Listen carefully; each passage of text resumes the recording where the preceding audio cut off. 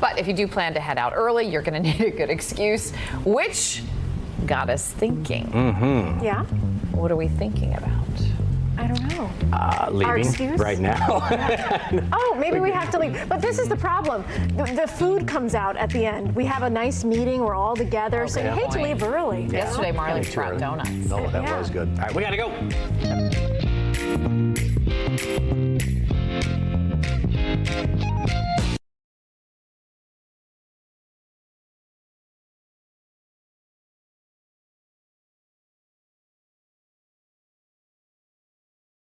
You're watching Fox 35 News Plus, streaming on Fox Local.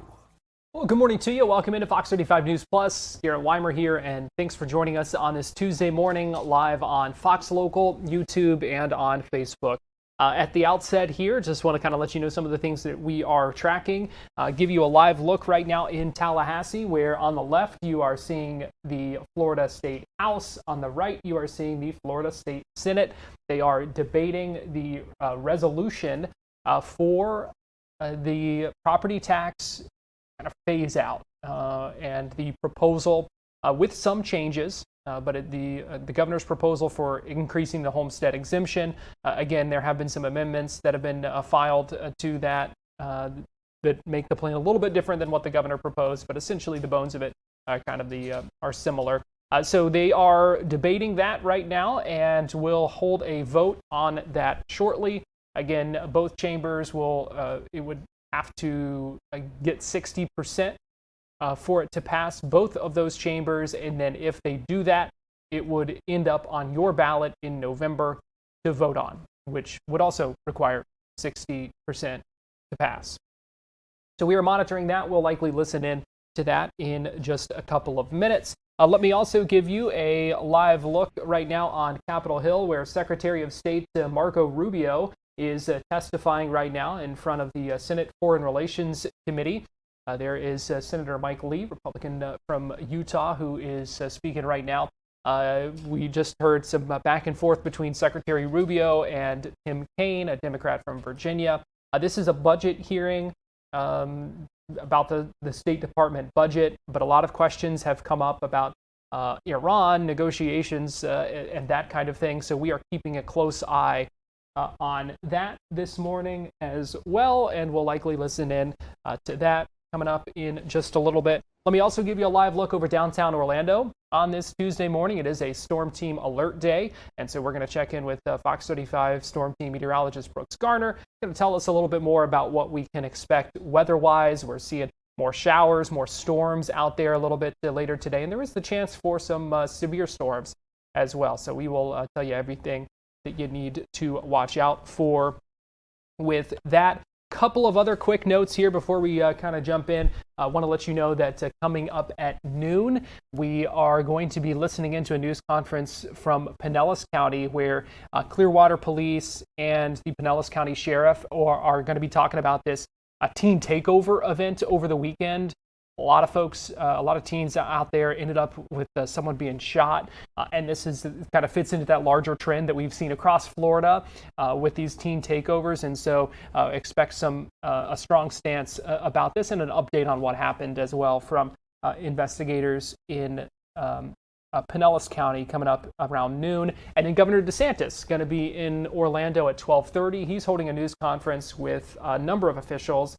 The Division of Emergency Management, Transportation Secretary, the Adjutant General, and also the Director of the Florida State Guard, holding a news conference in Orlando. And so we'll be live streaming that for you. And also monitoring a White House press briefing this afternoon at 1 o'clock. Going to hear from Dr. Oz at that briefing. So we'll be keeping our eyes peeled for that. So take a deep breath. A lot of stuff. I know it's going to be a busy day. We've got a lot of things going on. We appreciate you joining us here on Fox Local. So a lot of things right now. I do want to go ahead and kind of check in on the debate over property taxes going on right now in the Senate. This is Jason Pizzo, former Democratic leader. He is now no party affiliated. But let's go ahead and listen in live from Tallahassee. Determine their own fate and the suite of services that they will or will not enjoy. I'm sure we're going to have some corrective measures and course corrections in the future, but my colleagues changed my vote. So I'm voting for the bill. Senator Polsky in debate. Thank you, Mr. President. I am sorry for all the trouble in Miami-Dade County. It's amazing over the last 8 years how many bills we have had to implement statewide because of Miami-Dade County. But this proposal, this amendment, does not fix the problems of Miami-Dade County. Maybe they'll have less money to work with. It doesn't mean that they're not going to be equally inefficient or corrupt.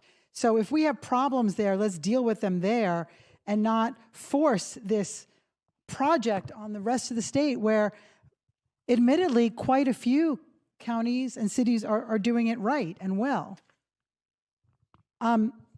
If you are voting yes on this, are you relying on the courts to fix the ballot language? It was just admitted that the ballot language is a lie. It is not a $250,000 homestead tax exemption, and that is all the ballot language says. So you better hope some advocacy group takes this to court out of their own expenses, and we better hope that the Florida judges do the right thing, and we better hope that the Attorney General follows the judge's orders and writes the new ballot language in the legal, appropriate, and factual way. Do you really believe that this is the right product to be sending to the voters? I know there's a lot of reasons to want this. I get it. But it has to be the right product. It has to be as good as it can possibly be. Do you really think in these 2 days we created the best product we possibly could? Last night, overnight, they were rewriting this bill. Some amendments were taken, some not. I'm grateful that those amendments were taken. But again, it just happened so fast. And it's unnecessary that it was this fast. The Tax and Budget Commission is meeting next year. Why couldn't they study this issue? 25-person commission appointed, folks appointed by both chambers, the governor's office, and experts who could have made a recommendation and could even have placed the ballot directly, placed an amendment directly on the ballot themselves. Why the rush? That's what you have to ask yourself. Why is there a rush for the governor to shove this through? How many times was the governor's name invoked yesterday and today? Everything. This is the governor's proposal, the governor's proposal. We shouldn't do something this monumental because of somebody's political strategy, for somebody's political career, because you know that's all this is. This is the last moments of his political career here. And we could have done it the right way, and we're choosing not to, and we're choosing to give in, and we are supposed to be an independent body to be a check on the executive branch. And yet we are sending it through. I understand with some amendments, and he's not getting everything he wants, and I appreciate that, and I appreciate what it took to get there. But nonetheless, we are doing it the wrong way. We are not doing it through a commission. We could have been studying this all year. We could have had our own commission, and we didn't do it. Promise me one thing, everyone, please. My goodbye promise to all of you. Promise me you will educate your constituents on the pluses and the minuses of this proposal. So now that we are forcing them to vote on this, and we don't want them to be, tricked into thinking that this is the right thing just because they get a break, because they may end up paying more. So promise me you will educate your constituents, you will put it in your newsletters in a nonpartisan, factual way. You will take all the great information that has been sent to us by your cities and your counties, and you will present it to them, and maybe you'll do some town halls, and even when you're campaigning, you will explain this. And I understand a lot of your votes are not necessarily for it, but for the voters to vote. So they are relying upon us to give them the information. They're not going to fully understand this. I know that a lot of my constituents rely on me. How do I vote on these amendments? So please give them all the information. That's the least you can do if we're putting this short-sighted proposal through. At least give them all the information that you can. And that is our duty and our role as senators. Thank you. Additional debate. Senator Arrington in debate. Thank you, Mr. President. Members, today I rise in opposition to this resolution. At a time when Floridians are struggling with an affordability crisis, I believe we owe them real solutions, thoughtful policymaking, and complete transparency. Unfortunately, this proposal falls short on all three. First, the legislature has been given less than a week to review and vet a constitutional amendment that could fundamentally alter how local governments are funded throughout the state of Florida. In just a matter of days, we were expected to analyze the fiscal impacts, understand the consequences for every county and municipality, consult with our local leaders, and hear from the constituents who will ultimately be affected. Our cities, counties, school districts, and taxpayers have not had enough sufficient time to review the proposal and provide us meaningful feedback. Constitutional amendments deserve careful deliberation and not be a rush process. Second, if the proposal is truly intended to address affordability, we must ask, who actually benefits with this one-size-fits-all proposal? Nearly 1/3 of Floridians are renters. They will receive no direct benefit from this proposal. The affordability crisis facing Florida is much larger than property taxes alone. If we are serious about helping Floridians who are hurting, we should be addressing housing costs, insurance costs, and the barriers facing first-time homebuyers and seniors on a fixed income, not advancing a proposal that leaves so many Floridians behind. And finally, the most important question remains unanswered. How do we pay for it? Property taxes fund the services our residents depend on every day: law enforcement, fire rescue, emergency management, road maintenance, parks, libraries, stormwater systems, and critical local infrastructure. This proposal reduces revenue, but it provides no replacement revenue, none at all. So we are asking voters to approve a constitutional amendment without identifying how billions of dollars in local government services will continue to be funded. Will services be cut? Will local governments be forced to raise fees? Will sales tax increase? Will the burdens simply be shifted somewhere else? We do not know because those answers have not been provided today. Good policy requires more than identifying a problem. It requires presenting a complete solution. Today, we're being asked to vote on a concept, not a plan. A constitutional amendment without a funding source is not tax reform. It's a question mark. We're being asked to send a constitutional amendment to the ballot without adequate review, without a replacement funding source, and without addressing the broader affordability challenges that are facing the Floridians who need help the most. Our constituents deserve better than promises without details and tax policy without a funding plan. We all want tax relief, but I don't believe Floridians want tax relief at the expense of safe neighborhoods, reliable infrastructure, quality parks, effective emergency services, and strong local communities.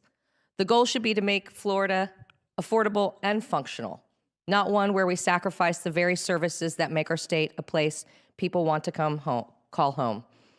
And I remember I heard earlier this year that the Senate was designed to be the cooling saucer for a brash, quick, massive overhaul of policy bills. Let's delay this by voting no and bring this up in a normal session to go through the standard process so we can measure, research, and measure again. It's our duty as the Senate, and it's our duty to Floridians to get this right. I urge you to vote no. Thank you. Additional debate. President Gates in debate.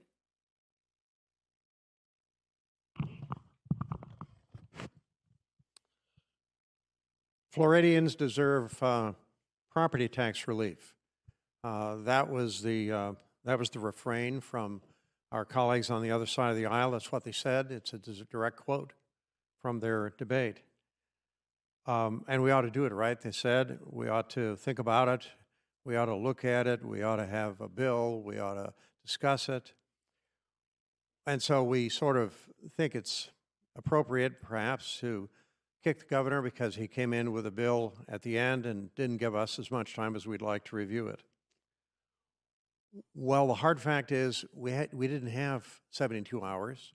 We didn't have a week. We had months. We had months. Where's your bill? Where is your bill? I know that some ideas were advanced. Senator Bernard advanced some ideas. But where was the serious effort on the part of those who say we need property tax relief and we want to debate it and we want to discuss it and we want to have town hall meetings about it? What stopped you? What stopped you? And so I think, well, it's fine to criticize the governor for coming in late. At least he came in. I wish we would have had his bill earlier. I wish we'd had the redistricting bill a little earlier. But the hard fact is we've got the bill, and that's the only bill we have. It is the only bill we have. I understand that it's intellectually honest and it's useful politically to say, well, we have all these other things that we should be doing. We should be worrying about affordable housing, and for goodness sake, we did under President Pasanomo's leadership. And we should be worried about property insurance, and we should be worried about utility rates, and we should be worried about other things that deal with and pressure down upon the affordability of being a Floridian right now. But the hard fact is we've had opportunities to work on all of those issues, and in some cases we took them up, and in some cases we chose not to.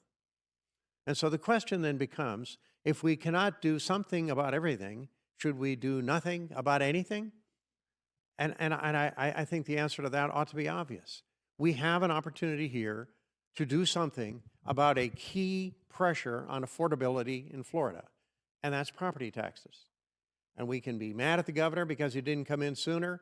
I'm happy that the governor came in at all. I'm happy that he brought his proposal to us.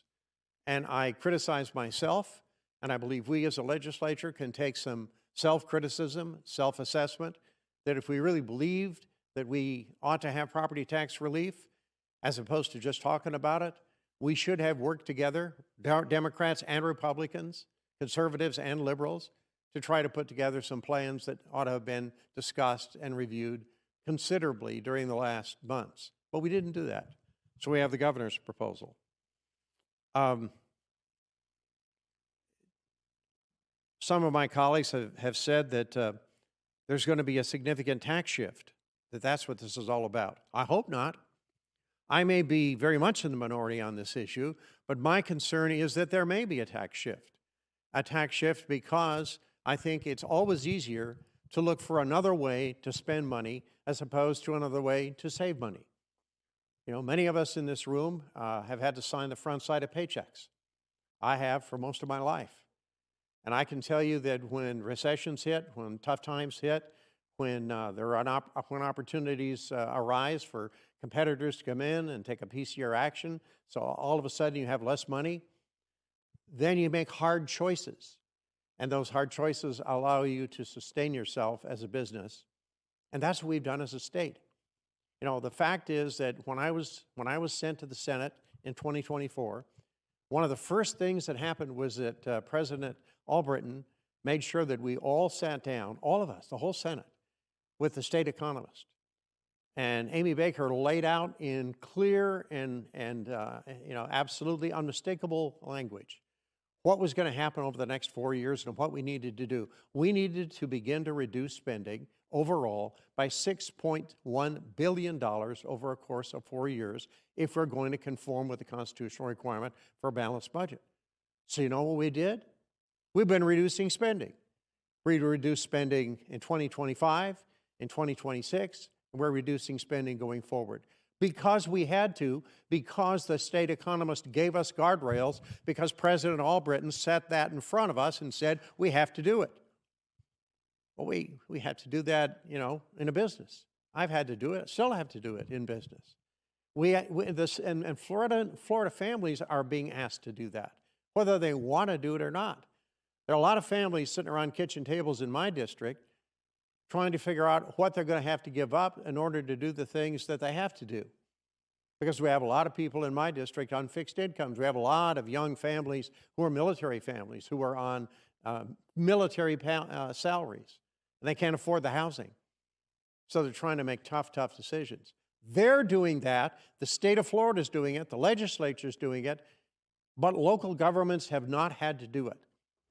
Over the past several years, local governments have been the beneficiary of the days of milk and honey.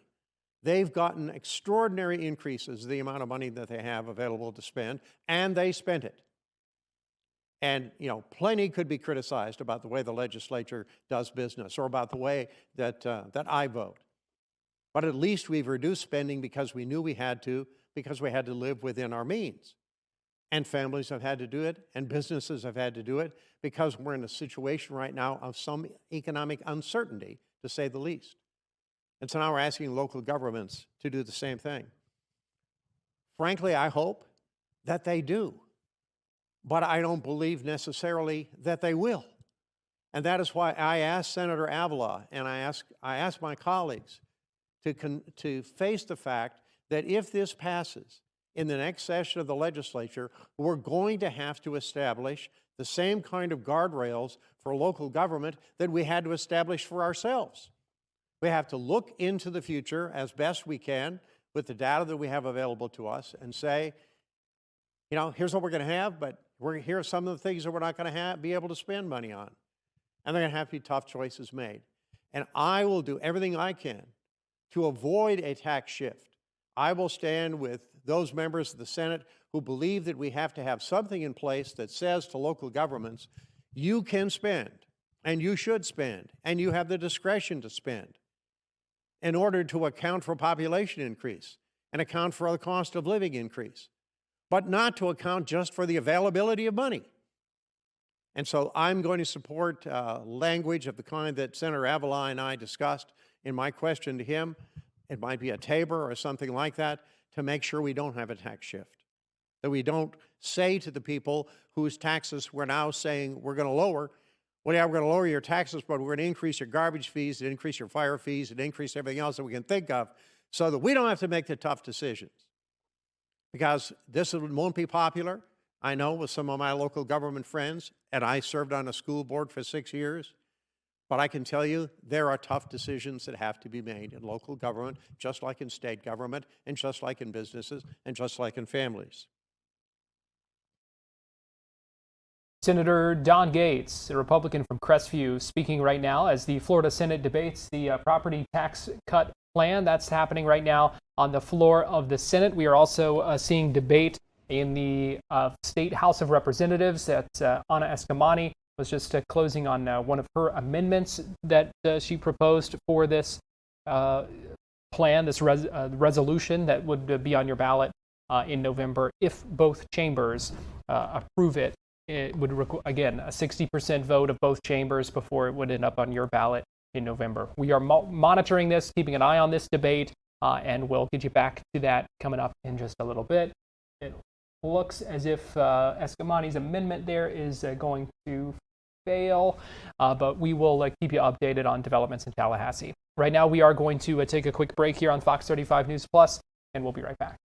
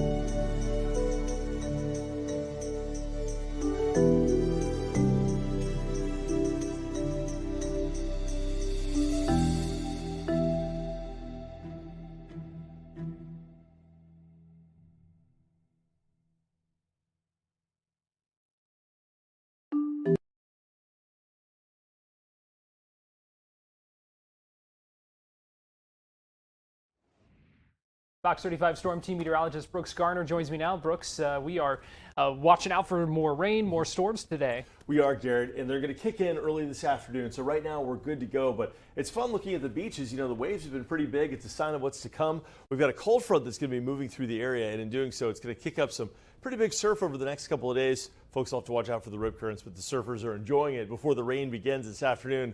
Look at those waves rolling in, and there's a guy dropping into a wave. Did he catch it? Oh, he caught it. There he is, right by the pier, surfing it in. You can see in the foreground the boogie boarders and kids out there also enjoying the waters. Well, tropical moisture is making for a really hot midday this Tuesday, June 2nd. Cooler air waiting in the wings. Look at that up in the Carolinas. We're going to catch a rare treat starting tomorrow afternoon through Friday of slightly lower humidity and slightly cooler weather moving into the region. This is going to be brief. It's not going to be dramatic, but it will be a noticeable change from this soup. Right now, everything's quiet, but that's going to change quickly. In fact, by 2 to 3 o'clock, we'll see the first isolated scattered storms developing. First across north central Florida, Gainesville, Ocala, Daytona, and then a second batch maybe across Polk and Osceola counties to the south on the bottom of the screen there. Ultimately, by 5 commute time, that's where it all kinds of starts coming together.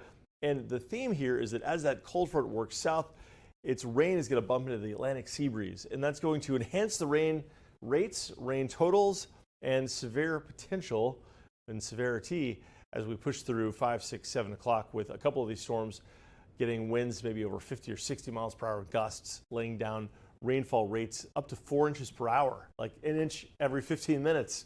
So this will overwhelm local storm drains and could cause ponding on the roads where it rains to this degree. Also, lots of frequent lightning, so that's why we're calling today a Fox 35 Storm Team Alert Day to alert you of what's ahead. Using our exclusive Fox weather model you can only see here on Fox, we've got the storm chances continuing in Brevard County and also parts of Brevard County and Indian River County that have had so much trouble finding anything meaningful in the way of rain. Finally, some inches are possible, but unlike a typical day when the rain ends and then we get into some quieter weather, because there is a cold front, a second round of rain looks to come through overnight. Showers and storms maybe around 2, 3 in the morning tomorrow morning. Doesn't look to be severe, but we'll watch that very carefully, obviously. Tomorrow morning for the commute, we may be looking at some showers through 10 a.m. before finally that cooler air surges in. So it's Wednesday morning, expect clouds, scattered showers, kind of unsettled. As far as severe weather goes, it's not a guarantee. It's a possibility. That darker green shows a possible corridor from Port St. Lucie up through Daytona. And here's a look at the rainfall totals. Where you see the yellow today, this is through today, that's 2 inches of rain. Huge swath of our area getting over 2 inches of rain. Some areas over 4 inches of rain. That's a lot of rain. Some of us not going to get much, though. Look at the Gulf Coast, just snubbed, like Oscars. Just snubbed for nomination, nothing. But we're going to get hammered on the East Coast. It's all thanks to the flow there from the west. Well, it is June 2nd, the second day of the hurricane season, and no tropical activity is expected for the next 7 days. That's the official determination for the National Hurricane Center. Some of the models get a little bit spin happy this time of the year. We do have a couple of tropical waves out there, no threats.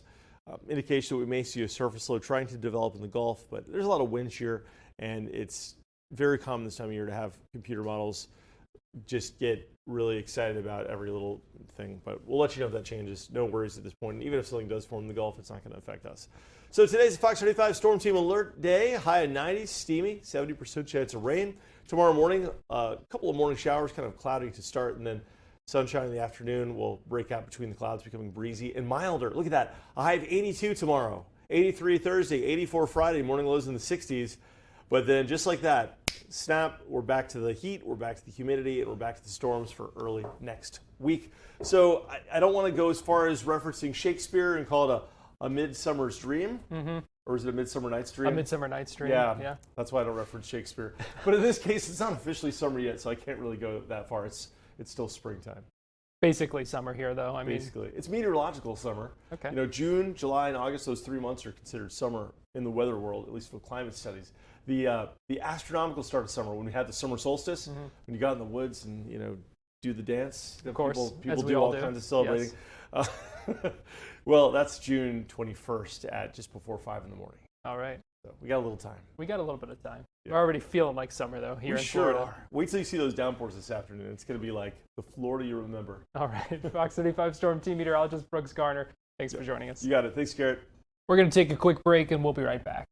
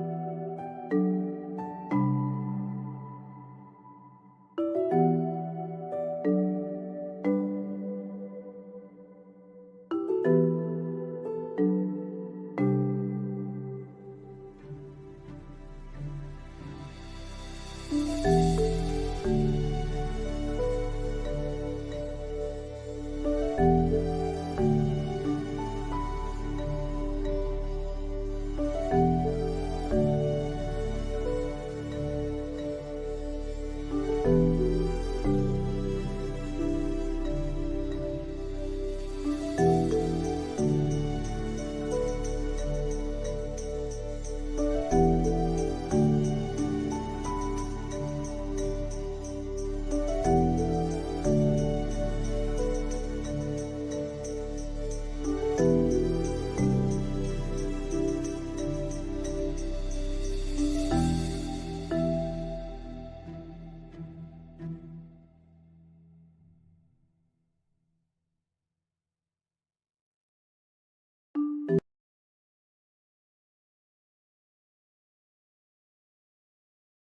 watching Fox 35 News Plus, streaming on Fox Local. Welcome back into Fox 35 News Plus. We do want to listen in for a few minutes to this hearing again. Senate Foreign Relations Committee on Capitol Hill. This is Secretary of State Marco Rubio, a former senator from Florida, who is testifying right now as the committee asks questions about the State Department budget, a number of other things as well. So let's go ahead and listen in. As you well know, I've been spending a lot of time over the past few years working with our friends in Central Asia, across the Caspian there, with the 5 Central Asian countries. Things are progressing well thanks to your engagement and encouragement and President Trump's. And we're seeing a lot of fruit from last year's C5+1 summit that was right here in Washington. That being said, there is still a major hurdle to strengthen our ties. One of the key irritants to our friends in Azerbaijan and in Central Asia is the infamous Jackson-Vanik trade restrictions. These are Soviet-era relic restrictions. In fact, Senator Murphy and I are the co-leads on the repeal. It's long past due that we get this changed. Mr. Secretary, is removing these restrictions a priority for you and your department? And removing them have a significant impact on our relations with Central Asia? Yeah, it's a detriment. We'd like to see it removed, and I think you should talk to the chairman and the ranking member about putting it on the agenda with you guys. They're right there. You can tell them. But it's finance. Oh, it's finance. Finance you don't have committee. jurisdiction over that? It is. It's my job. And Mr. Secretary, There- Finance. Well, that's good. That's what I do too. It's not my job. It's you know. and our encouragement from our friends over in the House will be helpful. We'll work with you on that, Mr. Secretary. You should get it passed. I mean, Thank you. look, We it need would to be get done. very helpful. Yeah, it would be. Thank you. Absolutely. First of all, let me say that I absolutely concur with the Secretary and Senator Deans with you, and I've talked to the President about this, as you know, and I have actually talked to the Chairman of the Finance Committee, who I know relatively well, and we actually have a plan for going forward. You and I are going to meet on that here pretty quickly. I'm glad I have friends in high places, Mr. Chairman. Thank you.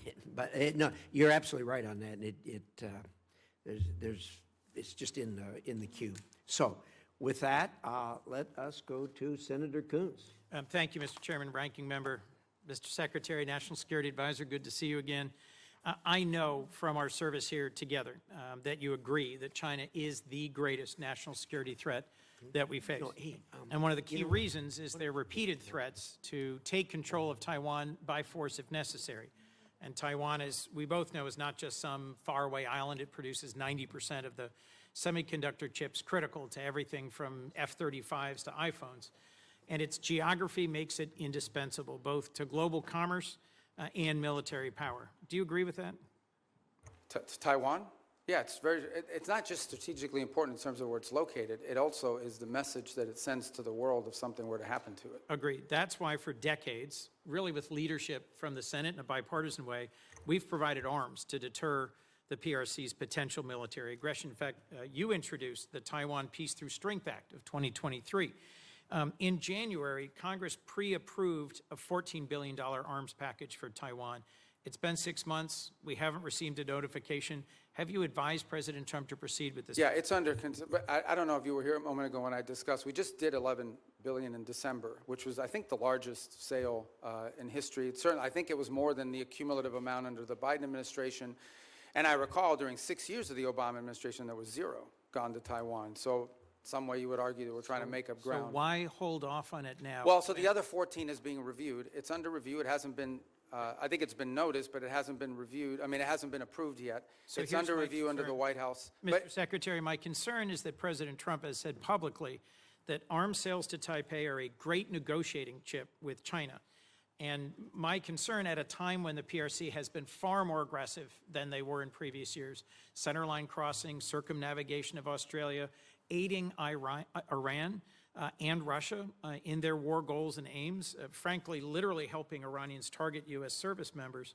I respect the importance of our having an open negotiation and relationship with the PRC, but in the meetings you were in Beijing, did the president offer to condition arms sales to Taiwan in order to placate Xi Jinping? Well, look, I'm not going to discuss what was the president's words in a meeting, and suffice it to say that that specific question you just asked, that's not the context in which the president has raised this in the past.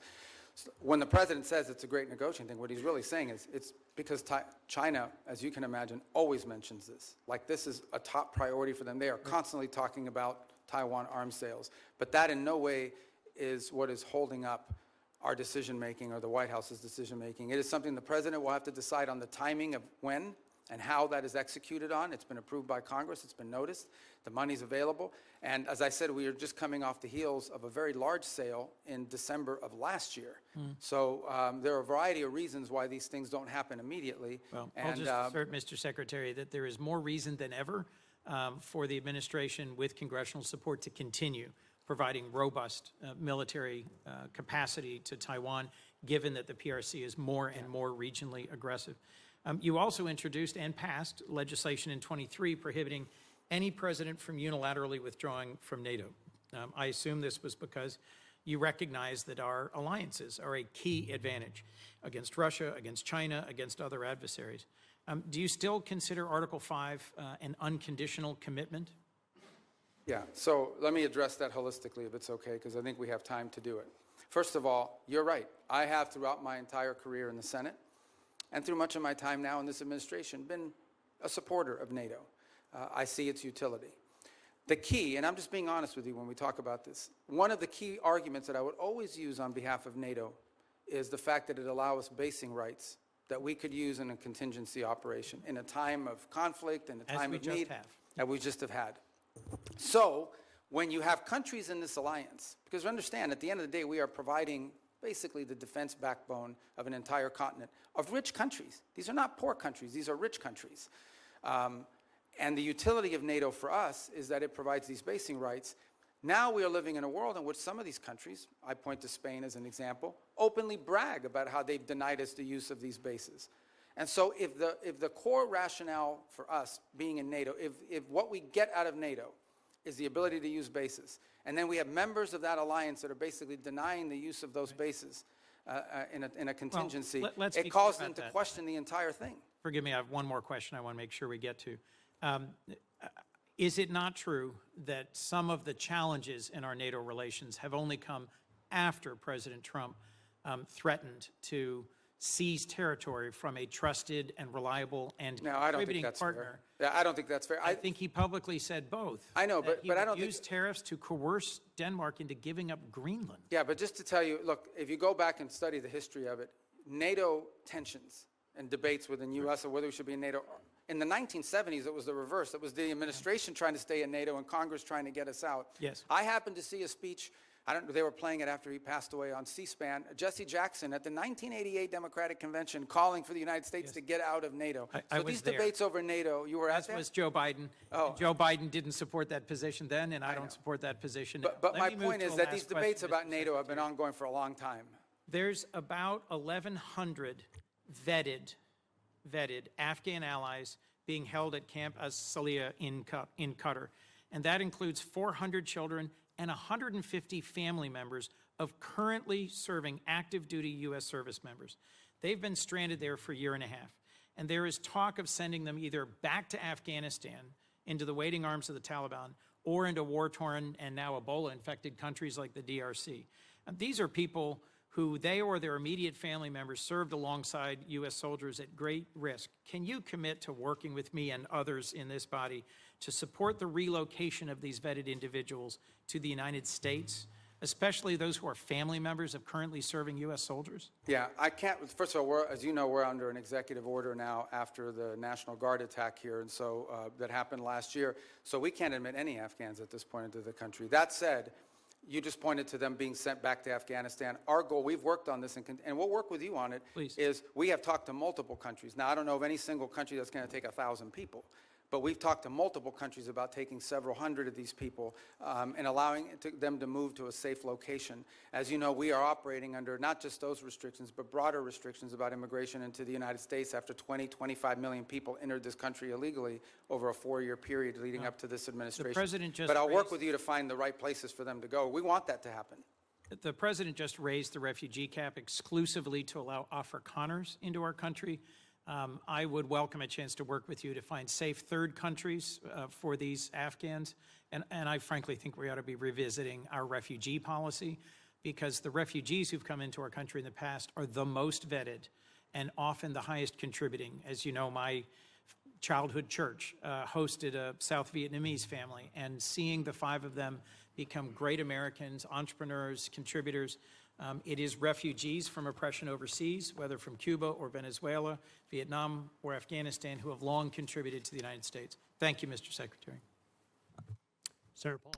That hearing continuing live right now on Capitol Hill. We're going to take a break right now here on Fox 35 News Plus, and we'll be right back.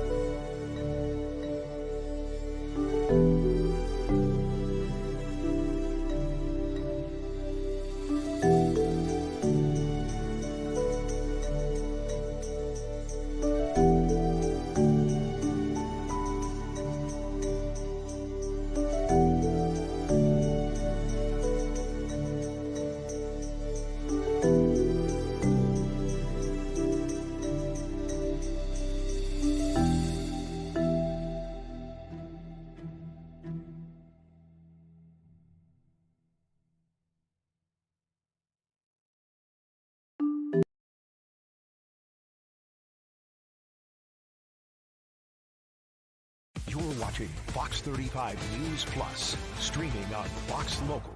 Welcome back into Fox 35 News Plus. Garrett Weimer here. Thanks for joining us on this Tuesday morning, live on Fox Local, YouTube, and on Facebook. Talking theme parks right now. We've had a lot of news in the past few days, and some things that we're following up on today, and also looking at the success of the weekend of Banana Ball at Walt Disney World, and kind of what that means for the future as well. And so we're going to bring in Drew Smith. You know him as Drew the Disney Dude, joining us live now via Zoom. And Drew, we appreciate you joining us. Yeah, thank you for having me on. I'm excited to talk about Banana Ball. I think this is something that's kind of gone under the radar, but is playing a big role in what Disney is doing right now. And I had the honor to talk to Jesse Cole, the founder of the Bananas, just be on ground, on site, and check out everything that was happening. So I'm excited to talk about it. Yeah, let's talk about that, because we know just how much of a pop culture phenomenon Banana Ball has become. And so what does this coming to Disney this past weekend kind of show about the strategy there?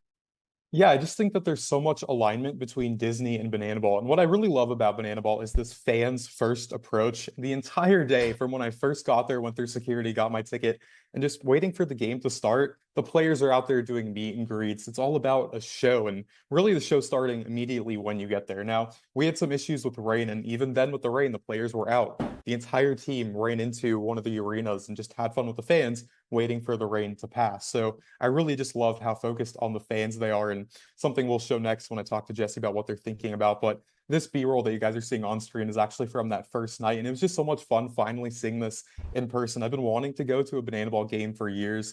Finally having the opportunity now here at Walt Disney World and seeing Mickey, Minnie, Stitch, there was a lot of Disney integration within these games. And while this wasn't the bananas themselves, I actually think this is a testament to how successful Banana Ball has been, that they've expanded into 6 teams now. The teams we saw were the Loco Beach Coconuts and the Party Animals. The Coconuts, all about that beach vibe. The Party Animals just having fun and kind of going crazy. So they're really leaning into their names there. But now I actually want to play this interview I did with Jesse Cole. And this is only 2 minutes of a 7-minute segment that I did. But I was just asking him about, like, what's next for you guys with this being so popular? The demand is so strong. And what can we expect going forward? I think this is a great insight from the man himself who founded this sport.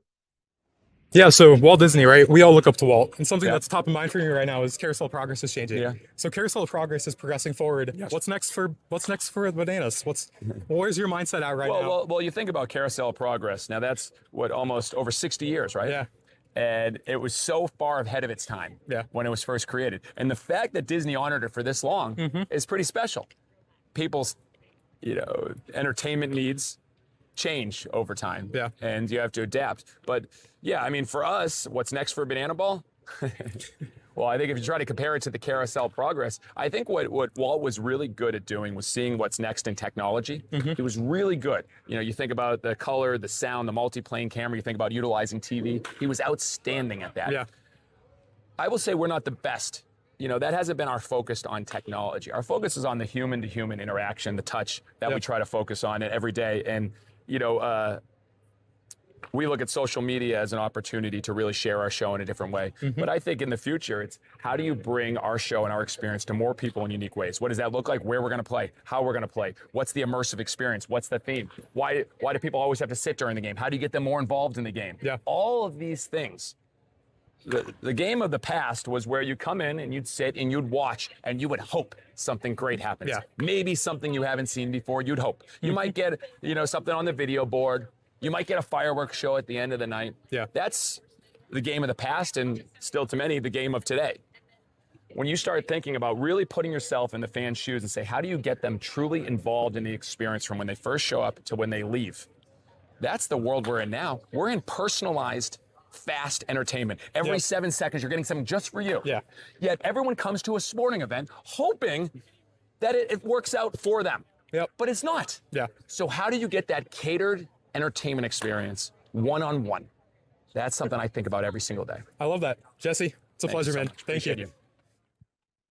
Drew, I think that was really cool and really insightful answer too. He clearly knows his stuff. When you hear him talking about kind of Walt Disney and the Carousel of Progress, but really neat to kind of see him kind of parallel that with the trajectory, the path for Banana Ball. I think that was a really interesting and insightful conversation there. Yeah, that was by far the segment that stood out to me the most. I'm like, I don't need to play a 7-minute segment on live TV by any means, but actually hearing from him, like I mentioned, and Garrett, I fully agree with you. When I got the idea in my head of, I can lead with Carousel of Progress and progressing forward, I knew I was going to run with that one. So yeah, it was just really special to talk to Jesse. And I also want to talk about something that Banana Ball does that I love deeply. And I actually didn't realize this until the day of, but bananasfoster.org, that's the name of their nonprofit organization, really highlighting these families that bring in foster kids. So it's not just a new take on baseball, but the fact that he and his wife, they have dedicated so much into living this dream. And now that they're fortunate enough to live this dream, now they're highlighting these kids that desperately need help and these families that are helping those children. So Banana Ball isn't just fun, which, well, our world needs more fun things. I'm all for that. There's also some very important stuff happening as a result of this league being so successful. So just seeing this at Walt Disney World, seeing 20,000 people have fun, seeing that stadium sold out, being back at that stadium at Wide World of Sports, and then him kind of saying what's to come next and knowing that we're going to have more Walt Disney World going forward, I think it's very important to highlight. Now, while we're talking about the Wide World of Sports, talk to us about kind of the future and how everything kind of fits in with that.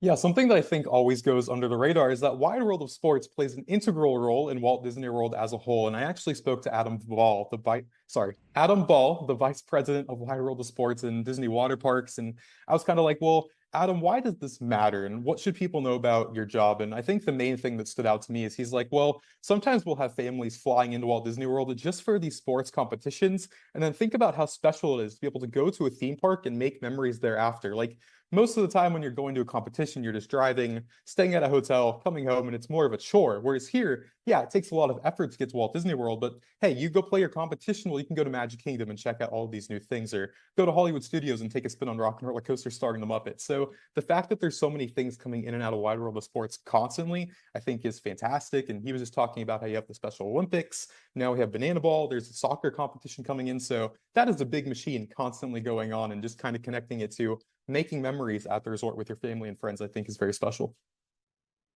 All right, good stuff there, Drew. Now let's talk about as well, kind of to talk about some of the things that are happening at Hollywood Studios, because we recently got some new details about the magic of Disney animation that's opening there, and really given us an idea of what to expect with so many different offerings in that area.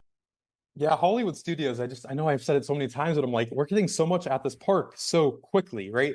We're not just getting that reinvestment, but this stuff is being delivered in a very quick time. And this is the magic of Disney animation. This is a brand new Disney animation attraction opening in late summer. We don't have an opening date as of now, but this is a big one. Personally, this is at the very top of my most anticipated attractions. I really love when we get Walt Disney Animation Studios bringing their beloved characters into the parks and having Walt Disney Imagineering play with those characters in a new way. And the new details we got just a few days ago, there's been so much that it kind of went under the radar, is that we got our first look inside that Mary Blair inspired playground for kids drawn to Wonderland. It looks like it was ripped straight out of Alice in Wonderland. It looks really fun and interactive for these kids to go inside in the air conditioning and get to have fun.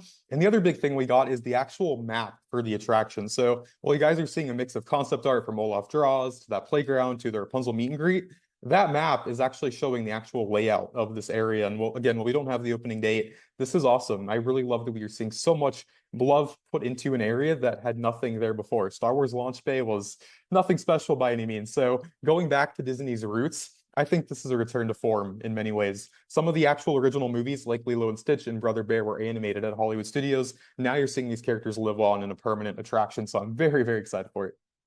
And Drew, we're also learning a little bit more about the Carousel of Progress changes and kind of who's going to be spearheading this project. So what does that tell us about what we can expect when it comes to changes coming to that iconic attraction at the Magic Kingdom? Yeah, so I have to give a shout out to Farron the other day for taking that interview, because my camera went purple and that's why I was not on. But we actually got a new little drop about this, and two of the lead Imagineers on this project are Chris Beatty and Michael Hungen. Those are the lead Imagineers on Walt Disney World's entire portfolio right now. And I know there's been a lot of back and forth on this project of you're changing a beloved classic, right? This attraction is Walt Disney's Carousel of Progress, but I think it's very important to know that there's a big team that cares deeply about this attraction. And me personally, knowing that Chris and Michael are at the top, and then learning more about those other Imagineers, I'm assuming at D23, just about 75 days from now, I think that's very important to know. So they're not just going in here and destroying a classic. They are taking a very loving, thoughtful approach to bringing a new life into this classic and having new families enjoy it for decades to come. And Drew, since we didn't get the chance to talk to you about it the other day, what's your take on this, on these, kind of a complete update and overhaul of this? Personally, I'm all for it, because something that I feel like is going very under the radar is that this isn't just changing the scenes, but it's actually bringing a lot of quality of life updates into an attraction that really, just in full transparency, hasn't had the maintenance it deserves in recent years. When I look back to Country Bears at Magic Kingdom, going from Country Bear Jamboree to Country Bear Musical Jamboree, one of the main updates we got there were that the animatronics were completely rebuilt and they look more fluent and lifelike than ever. So if you think about this iconic family in the Carousel of Progress, the family is staying, the Great Big Beautiful Tomorrow song is staying, but we're just not getting the scenes. We're getting animatronics being rebuilt. We're getting sound improvements, lighting improvements, seating improvements, like all of that coming together alongside the new stuff, I think is very important. So really, in my opinion, it just remains on the execution, which we're not going to know until it reopens in 2027. But I am very optimistic. And at the end of the day, this is the Carousel of Progress with the Great Big Beautiful Tomorrow. So I'm not against it by any means. I just really hope they deliver. Now, finally, talk to us about this groundbreaking Grumpy statue. Yeah, this is a big one. Now, this is something, again, I love highlighting the under the radar stories. And Disney has announced a partnership with Hattie. Hattie, I believe, is actually Florida based and is a 3D printing startup company. And Disney has a thing called Disney Accelerator, where they'll pick a couple of companies and basically give them the spotlight. And whenever Disney highlighted this, Walt Disney Imagineering said, we like this, we want to work with them. Now, we've already seen some 3D printed props out at Disneyland at the Jungle Cruise with a little canoe boat. But now we have a new groundbreaking achievement, and Disney is actually taking marble and then having this AI-powered robot carve the marble. And this Grumpy statue just debuted at the golf course. It's about 6 feet tall. It's actual marble. Walt Disney Imagineers, that research and development team, they actually input all of that data into the robot. The robot, as you guys are seeing, carves it, and then you have actual artists and humans are still involved with finishing it, making it look perfect before it actually debuts. So Disney and Hattie is a big one. I guarantee you, Garrett, 4 years from now, when we see all these expansions open, I'm going to be coming back to talk to you more about Hattie actually living on within Rockwork, within these attractions, set pieces, and props. So, well, no one's talking about it right now. Hattie is by far, in my opinion, one of the biggest groundbreaking achievements that we're going to see coming forward. Pretty fascinating stuff. Going to be exciting to see what all comes from that. Drew Smith, Drew the Disney Dude, always good talking with you. Thanks for joining us today here on Fox 35 News Plus. Thank you as always. We're going to take a quick break and we'll be right back.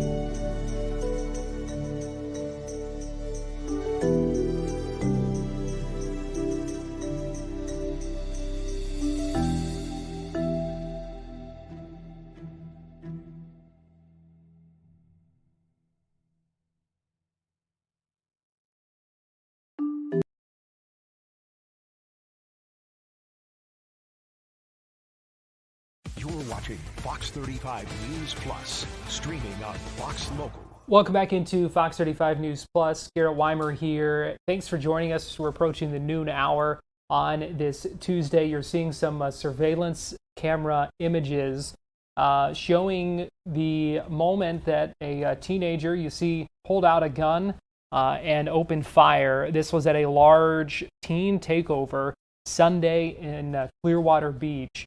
You can see some of the chaos that unfolded. We talked about this yesterday on our Tampa Connection, actually. A 17-year-old boy is still in the hospital, but is expected to recover after that shooting. It was during a large, again, what they're calling a teen takeover. It was a social media organized gathering there. There was another teen who was detained and facing charges in connection with that, but we are expecting an update any minute now from Clearwater Police and also from the Pinellas County Sheriff's Office, where they are going to be talking about this case and also talking about the troubling trend with this in general. In fact, it looks like here we are, Michael Wallach, the deputy chief with the Clearwater Police Department, and Pinellas County Sheriff Bob Galtieri is there as well. Let's go ahead and listen in live. Last night at 7:45 in Haines City in Polk County, the suspect responsible for Sunday's shooting on Clearwater Beach was taken into custody with the assistance of the Polk County Sheriff's Office. Thank you to Sheriff Grady Judd and his Ridge Crime Suppression Unit for their assistance. Noel Marsh III has been charged with attempted second-degree murder, discharging a firearm in public, and unlawful possession of a firearm by a minor. He is in the Polk County Jail, and he is 16 years old. Through the hard work of our personnel in the Real-Time Operations Center and our detectives, Marsh was identified as a suspect early in our investigation. That led us to Polk County, where he resided. This senseless act of violence occurred between two groups known to one another. A dispute started between the two about a month ago in Winter Haven. On Sunday, there was a fight earlier today that occurred before the shooting. Investigators learned from the victim that the dispute largely stems from social media and party-related rivalries. The suspect refused to talk with detectives. The 17-year-old victim remains in the hospital with non-life-threatening gunshot wounds to his leg, his arm, and his chest. We believe the suspect fired 7 times. We are fortunate that the victim or bystanders were not killed in gunfire. This crime occurred during an influx of teens in what some people refer to on social media as teen takeovers. The organizer of this link-up, as it was titled, urged people to bring umbrellas, water, not alcohol, and not guns. The flyer also mentioned no unsupervised minors. We were aware of the planned event and had manpower allocated. Our threat management unit monitored the social media posts for the event in the days leading up to it. We coordinated manpower and resources as a result of the review. This event escalated quickly. I want to be crystal clear about one thing. This kind of reckless and criminal behavior will not be tolerated on Clearwater Beach or anywhere in our city. You will not come to our city, take it over, or mess around. It is important to note that since December 31st, 2025, our threat management unit has identified 11 takeover-style events. 9 of those were canceled, and 2 never materialized. Just yesterday, there were mention on social media posts of another takeover on Clearwater Beach. We increased our manpower on the beach and received assistance from the Pinellas County Sheriff's Office. We are grateful to Sheriff Galtieri and his deputies for their assistance Sunday and yesterday. We also want to again thank the Polk County Sheriff's Office and the Largo Police Department for their help. Clearwater Beach has been and remains a safe and family place to visit. People come from all over the world to enjoy our beautiful beaches. We will not allow outsiders to come in and ruin our reputation. At this time, I'd like to turn it over to Sheriff Galtieri. Thanks, Chief Walk, and good afternoon, everyone. I'm Bob Galtieri, Pinellas County Sheriff. I'm here today just to really reiterate and I hope just reinforce for everyone, and whether you're a Pinellas County resident someplace in the state of Florida, or you're outside Florida, is that know that all of the Pinellas County beaches, including those here in Clearwater, are very safe. It's important that people are safe and that people feel safe. Sunday's incident is a one-off. We have been very successful in monitoring these types of incidents and making sure that they don't escalate the way Sunday's did. But this happened very fast. I want to assure everybody that the Clearwater Police Department, I know from talking to Chief Wallach, and I know from my dealings with the Clearwater Police Department and with Chief Gandy, it's a great organization, very professional people, high quality, and they do a fantastic job. But sometimes things happen, and that's what happened here on Sunday.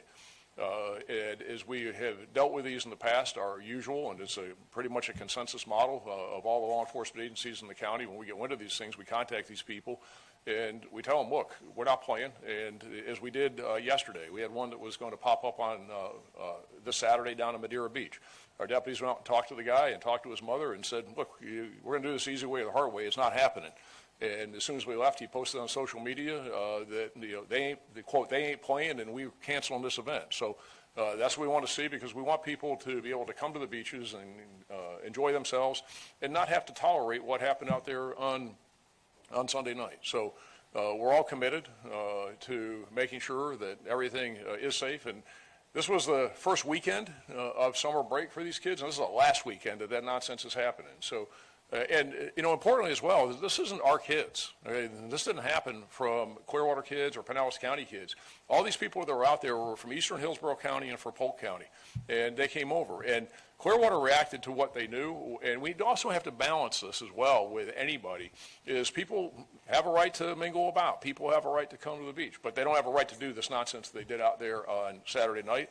And it might not even have materialized as bad as it did until this one kid decided that he was going to get into a gunfight with the other kid over some street fight and street gang activity they had going on over in Polk. So, and there were other guns out there.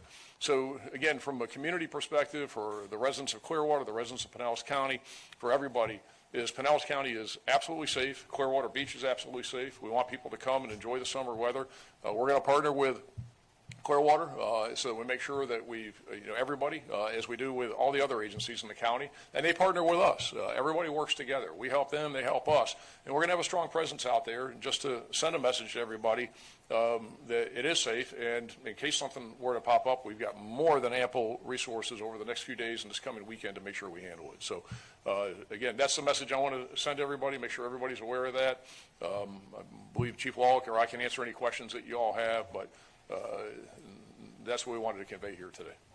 This goes to both of you all. Yesterday at the City Council meeting, you guys discussed ways to kind of better equip officers in the future with tackling this. As you mentioned, there's been 11 planned since December, and you have tackled them as you've seen them. But what are ways that you guys have been discussing across the whole Tampa Bay area to better, punishing the parents we've heard? What are some ways that you're looking at? Well, as you mentioned, there are ways that, when the events occur on the beach, there's charges that you can file. There's disorderly conduct. There's a variety of things.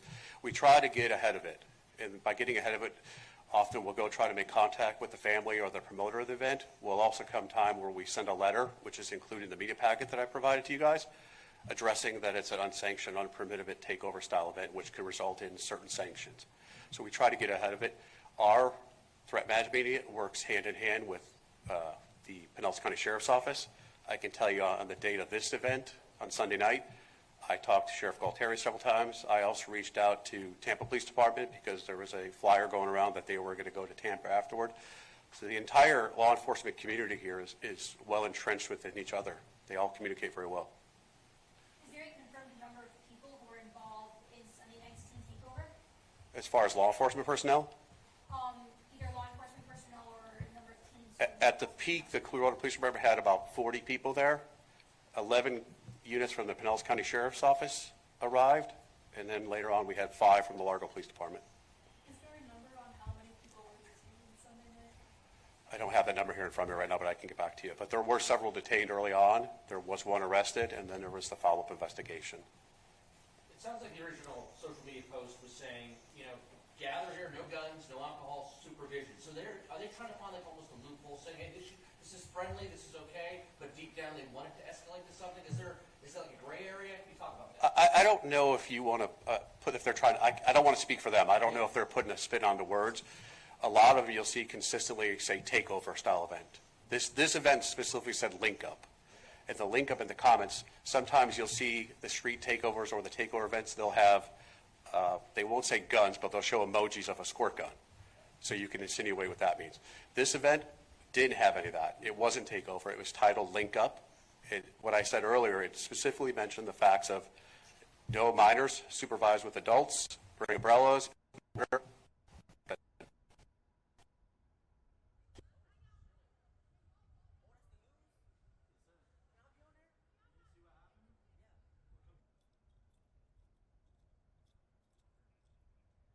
it appears we are having some technical issues with that live feed of that news conference, hearing from the Pinellas County Sheriff's Office and from Clearwater Police Department talking about an arrest that was made in that teen takeover shooting over the weekend. We're going to go ahead and take a quick break right now. We'll try to see if we can get that feedback for you, but we'll be right back after this here on Fox Local.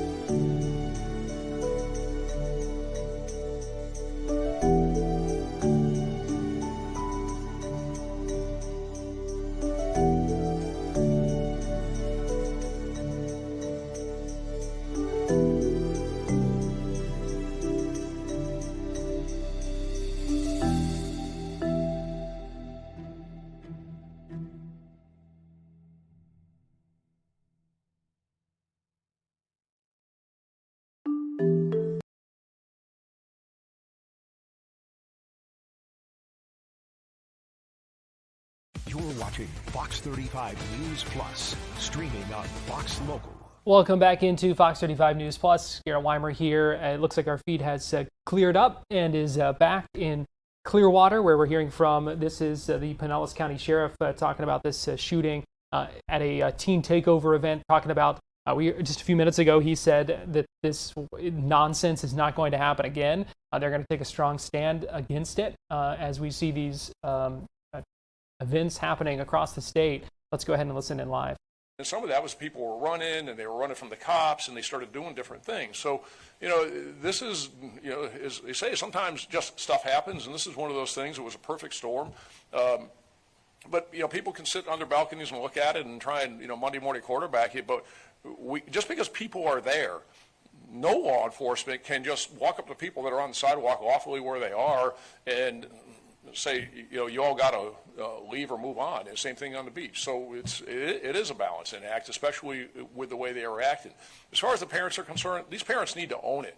They do need to be responsible for these kids. These are kids who are 14, 15, 16 years old. I think the victim in this was 17, the shooter 16. These are all kids. Do the parents know? And a lot of them came over here by Uber. They came over here with a whole lot of different ways.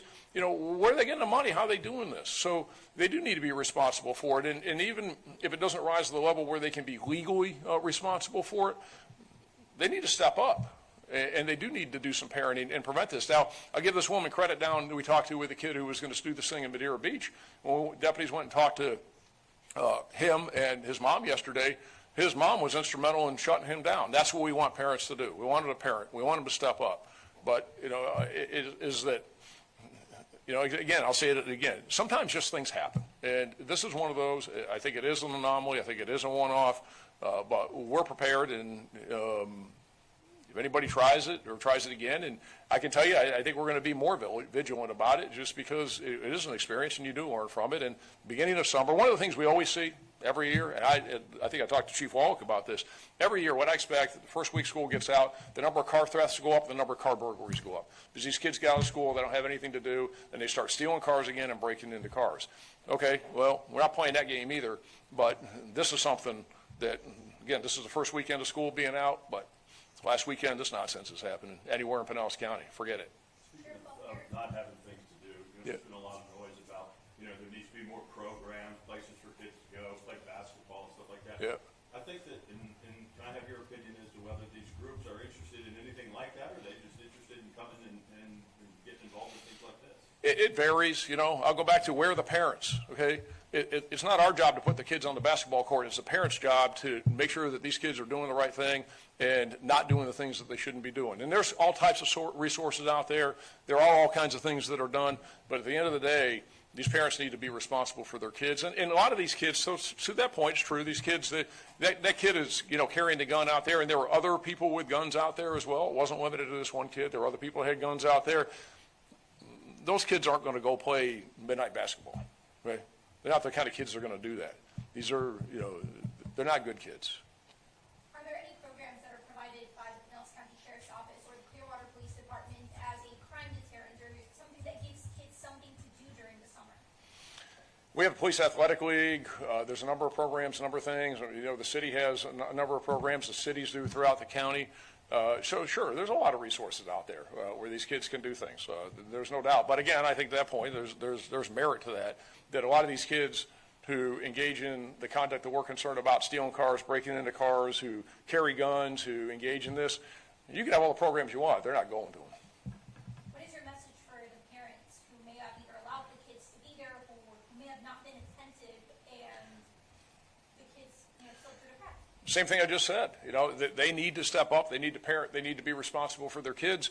And if there is an opportunity for us to hold the parents responsible, we're going to do it. Now, I'm not going to tell you it's easy, and making those cases against the parents and doing those things that are necessary to establish some sort of crime, it's not easy, and I'll acknowledge that. But if there's an opportunity to do it, we'll do it under the right circumstances. And and unfortunately too, this is a sad reality of it. Is that a lot of these kids don't have parents, and a lot of them have guardians or they have caregivers, and a lot of these kids are involved in criminal activity. So, that is just another sad reality as well. But to the extent that there are people responsible for these kids, they need to be, or if the opportunity presents itself, we'll take the right action at the right time. Sheriff, you and the chief state definitively, and I'm sure it helps people feel a little bit better. This isn't going to happen again this summer. Oh, it's not going to happen. But in the same breath, both of you said, but then again, they're not breaking the law until they do, right? So how do you make sure this doesn't happen? Well, I do think there's some strategies, given what happened, and sometimes, events happen, and you take a little bit of a different approach because of certain things that happen, and it is a balancing act. I think that one of the things that we can probably do is to maybe commingle some more law enforcement resources within the crowd. We've done that in the past. We've had success with that, where even though they're not out there, I've had situations up and down the beaches over time.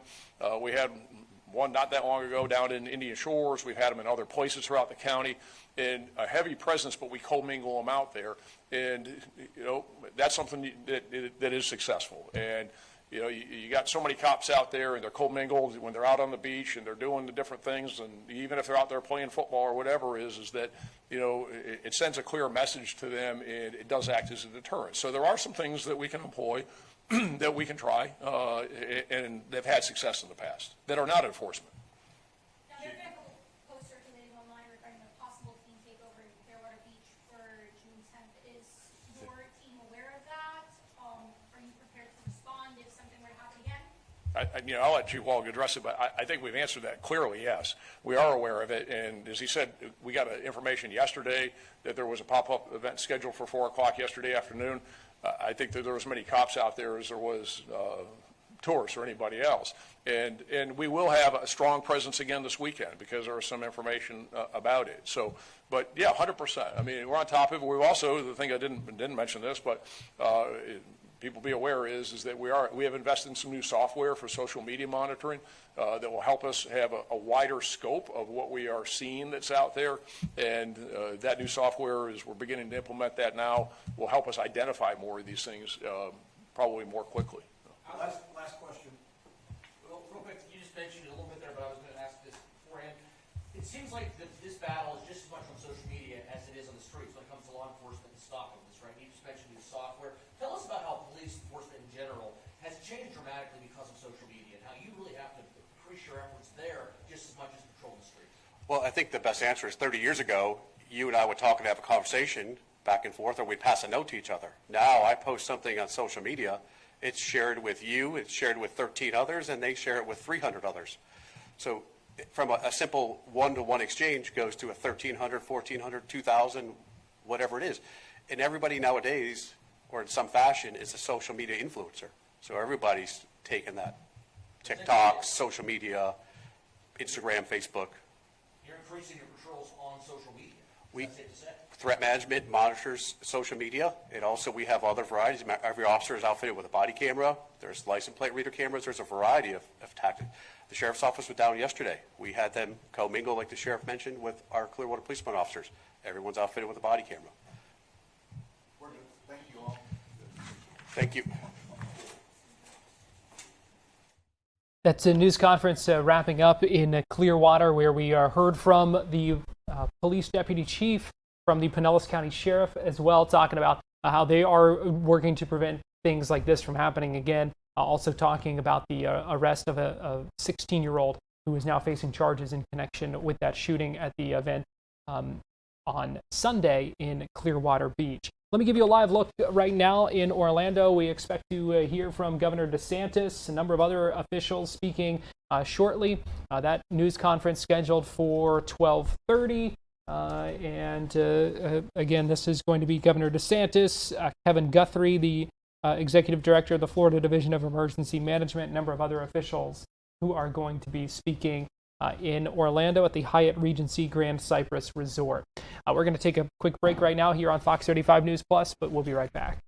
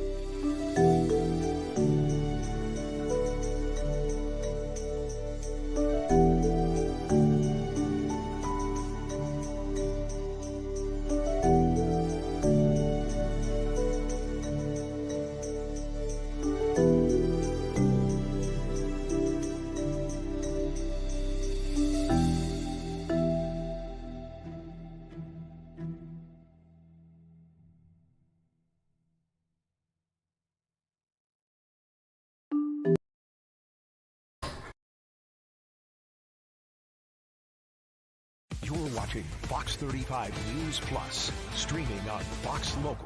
Welcome back into Fox 35 News Plus. Garrett Weimer here, and thanks for joining us on this Tuesday afternoon live on Fox Local, YouTube, and on Facebook. We are standing by to hear from Shortly, standing by to hear from the governor at this event in just a little bit in Orlando. We are also continuing to monitor debate on the property tax resolution that could end up on your ballot in November. We listened into some of the debate in the Senate earlier. Let's listen in as Representative Bruce Antone, a Democrat from Orlando, speaks live right now in the House of Representatives. Property taxes, when this thing passes, because if it gets on the ballot, it's going to pass, people are going to be hit with all kinds of fees, other taxes, other assessments. I asked the question about a small town. The town of Edenville has 3,000 people, a $7 million annual budget, the highest water fees probably in the state of Florida. You take away the taxes from those 500 homes in the city with 800 homes, and they're bankrupt. Thank you. I'm opposed to this. Time on this block has expired. Representative Maggard, you are recognized. Thank you, Mr. Speaker. We yield our time back in totality. Thank you. Time and debate having expired, Representative Oberdorf, you're recognized to close. Thank you, Mr. Speaker. Members, I wanted to emphasize just a couple things, and that is that local government can spend how they want to spend with the resources that they collect under Florida law. That being said, there was a suggestion and there have been talks about, hey, let's just wait. Let's just wait. Let's just push it down the road. Let's wait till 2027. Let's wait till 2028.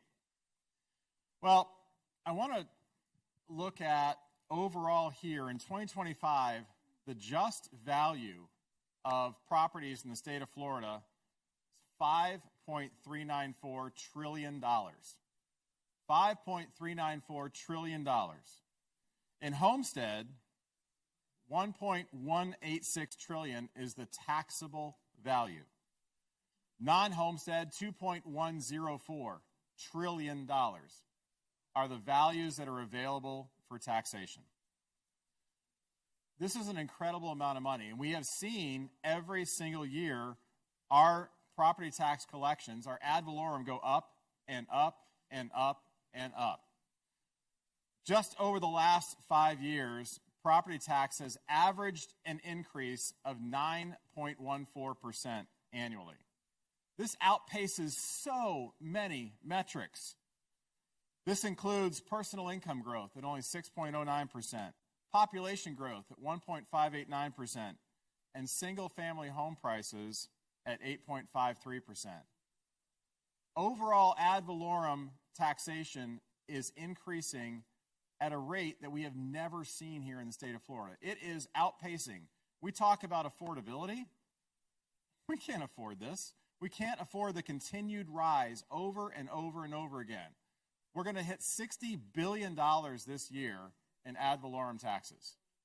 We wait till 2028. What's that number going to be? $80 billion? $85 billion? The time for reform is now. 39.5% of our homestead owners are seniors. Yes, like my mom. These seniors, they need relief. Many of them are on fixed incomes. We don't have that relief right now. Members, I would suggest we cannot push this down the road. We need to have property tax relief now. By making a positive vote today, you are trusting in the Florida voters to then decide if this is what they want. If they are going to go ahead and pass this resolution at 60%, they will choose to have the relief in the form of homestead property tax relief.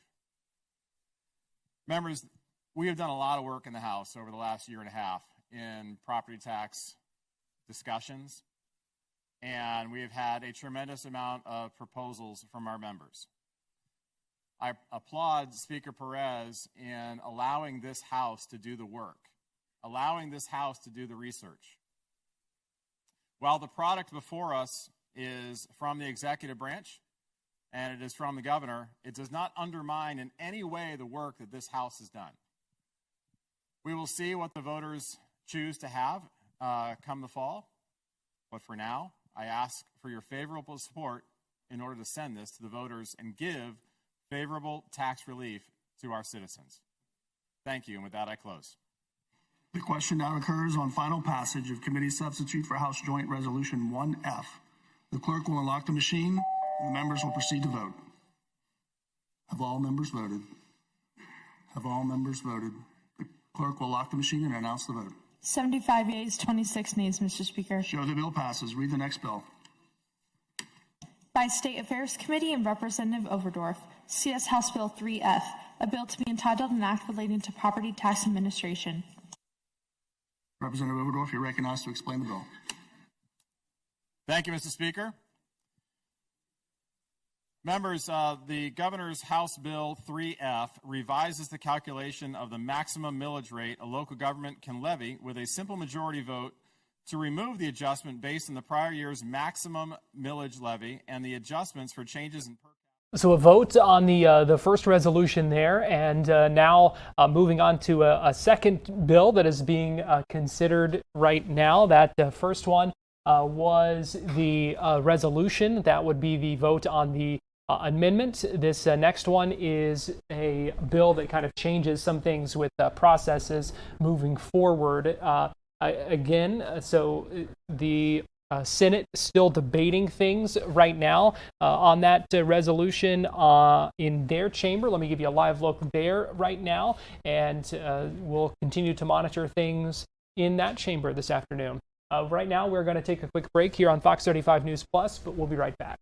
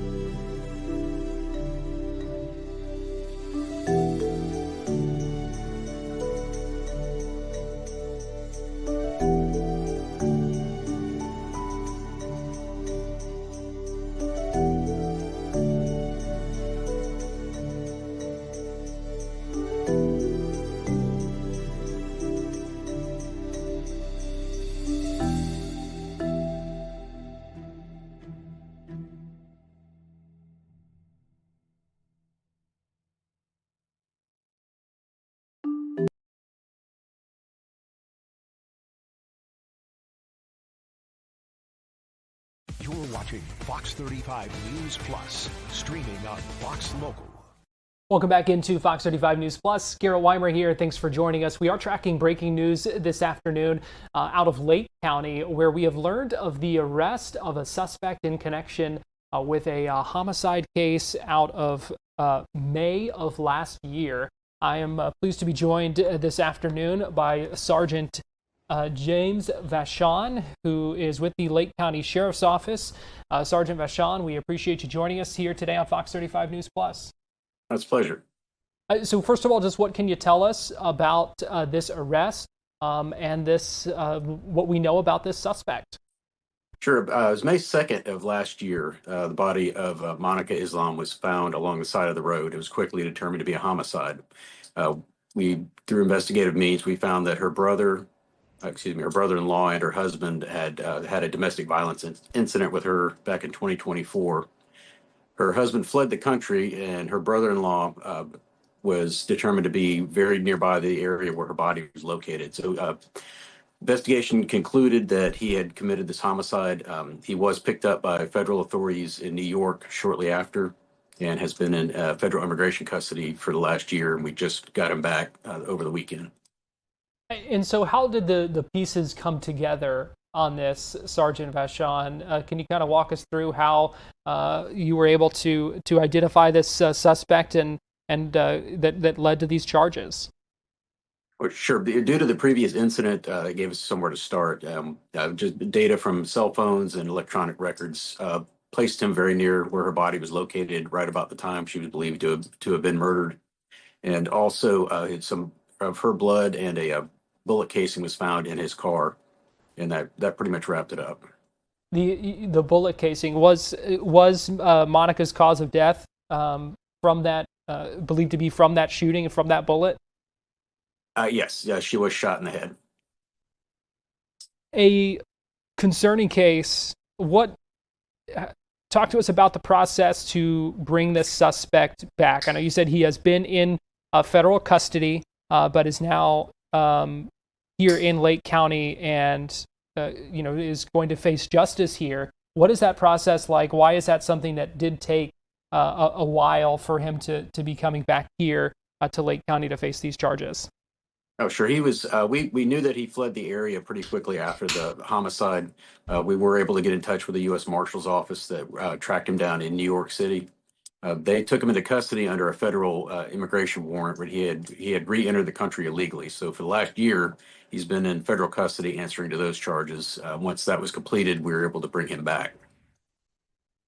Obviously, this is something that is a concerning case to hear about, but something that the Lake County Sheriff's Office, I'm sure, takes very seriously. Oh, absolutely. Especially knowing that he was in custody, we just couldn't begin the process of bringing him to trial. And so what is the message here? What do you want people to know when they hear this update, when they see this interview? What do you want them to know? Just that Monica was never forgotten. Our detectives worked very quickly to establish evidence and were able to get an arrest warrant within days of the homicide. The fact that it's taken a year was simply because he was in federal custody answering those charges first. And that is one of those things, it sometimes is hard. It can be frustrating for people wondering what is taking so long and that kind of thing. But obviously important steps that had to be taken. And now the legal process is going to move forward in Lake County. Oh, certainly. Sometimes the process just takes some time, but it will get to the right end. And so what is the message to the loved ones of this victim who had to say goodbye too soon to Monica Islam, who was just 44 years old at the time? Well, it's a little heartbreaking because they're going to have to go through this all over again. The initial shock of the homicide itself, and now they're going to have to relive this whole thing once this trial begins. So the heart goes out to the family and loved ones of Monica. Sergeant James Vachon with the Lake County Sheriff's Office, we appreciate you joining us here on Fox 35 News Plus today. Absolutely. Thanks for having me. We're going to take a break, and we'll be right back.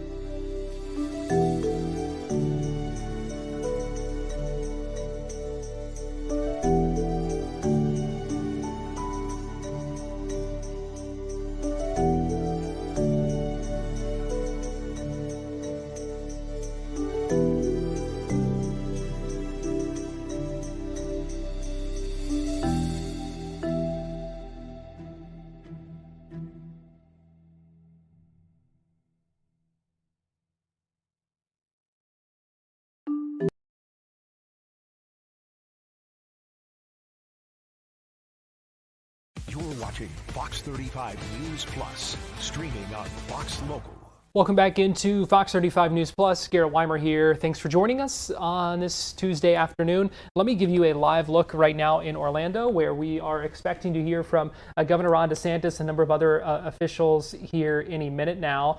They are going to be speaking at a Florida's Training for Emergency Management Symposium that's going on this week at the Hyatt Regency Grand Cypress Resort. That is where Governor DeSantis, Kevin Guthrie, who's the executive director of the Florida Division of Emergency Management, Florida's Transportation Secretary Jared Perdue, Major General John Haas, who's the Adjutant General of Florida, and then Mark Thiem, who's the executive director of the Florida State Guard, going to be holding a news conference any minute now on hurricane preparedness. You can see that sign going up right now. A number of members of the Guard and others in the kind of standing on the stage there, where we're going to hear from the governor and these officials. We will bring this news conference to you live as soon as that begins. Right now, though, let me give you a live look in the Florida House, where just a few minutes ago we watched live as the House approved the resolution 75 to 26. That is the House a property tax resolution, and that was just a few votes over the threshold that was needed for that. Let's go ahead and listen in now to the Senate, as I believe they may be about to vote shortly as well. Let's go ahead. They just made the substitute, so they are now going to be voting on the substitute, the House resolution that was just passed, I believe. I believe that's the motion we just heard.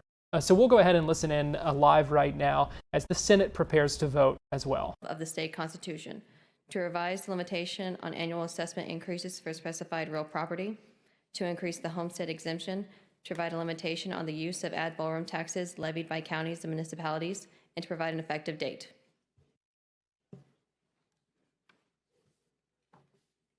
That was all. All right. Are there amendments? None on the desk, Mr. President. Are there questions on the joint resolution?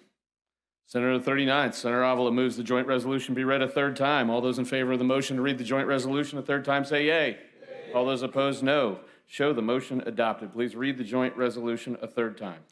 Committee substitute for House Joint Resolution 1F. A joint resolution proposing amendments to Section 4, 6, and 9 of Article 7 and the creation of a new section in Article 12 of the state constitution, to revise the limitation on annual assessment increases for specified real property, to increase the homestead exemption, to provide a limitation on the use of ad valorem taxes levied by counties and municipalities, and to provide an effective date. Is there debate on the joint resolution? Senator of the 39th, Senator Avila, you are recognized to close. Thank you, Mr. President. And Senators, yesterday was a marathon. It was a marathon. And many of you that were not on the committee were there. And I appreciated that, because to me, that showed me how invested, how engaged you are on this issue. When I went home after that committee, one of the things I told myself, and I started asking myself, is, man, that was 6 hours. I wonder how much time our local governments and local jurisdictions spend on discussing their millage rate. Is it anywhere near 6 hours? Whether it's the millage rate or whether it's their budget. I need not tell you the mess that my county government is. I need not mention that. I know that their last budget hearing, they spent less than 25 minutes on it. So for me, 6 hours in a committee, taking questions and listening to debate from both sides, I was so grateful and so thankful to be there. Listening to the debate and the questions here, sometimes, and I don't know if this occurs with all of you, it certainly occurs with me, I look back and I say, how am I here? This is surreal.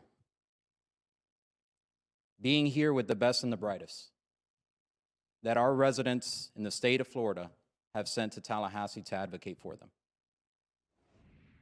And devoting this much time, this much effort, our staff spending an entire weekend crunching numbers left and right in order to give us the best possible information in order to present this joint resolution.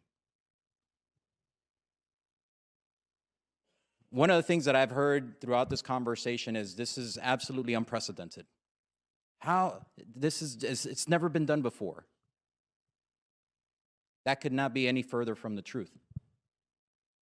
In the 1940s, when the first homestead property tax exemption came into place, it was for $5,000. That made up over 225.4% of the homestead exemption compared to the home value. Meaning that there were a lot of Floridians in the 1940s that were not paying property taxes. As the years kept going and the state kept growing, in the 1950s, that percentage went down to 75.6%. In the 1960s, it went down to 42.4%. When we got to the 1980s, I'm sure that that legislature had a similar conversation to the one we're having. And I say that because the property tax exemption went up from $5,000 to $25,000. And that brought the percentage back up to 55.4%. Again, the years kept going. 1990, that percent came down to 32.4%. 2000s, it came down to 23.7%.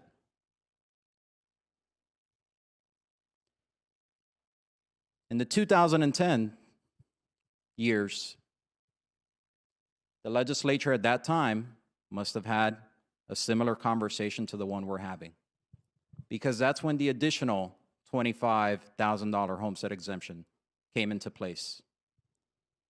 And that additional $25,000 brought the percent up just slightly to 24.3%.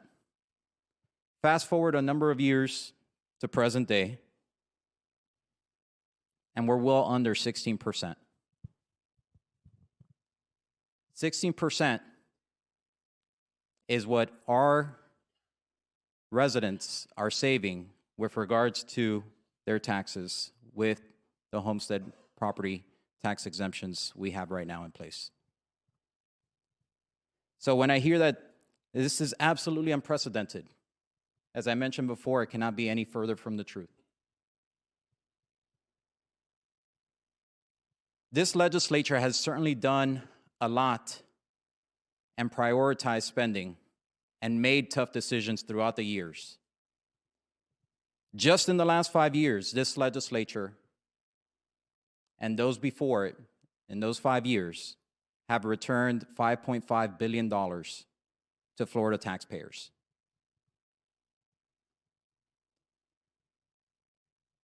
I know that some of the speakers mentioned that this looks like an attack on local government.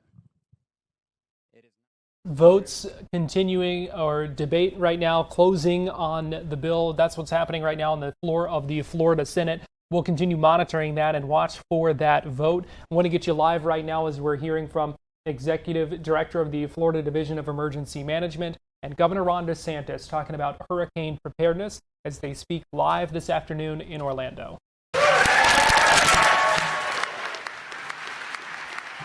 Well, thank you. Great to see everybody. Thanks so much.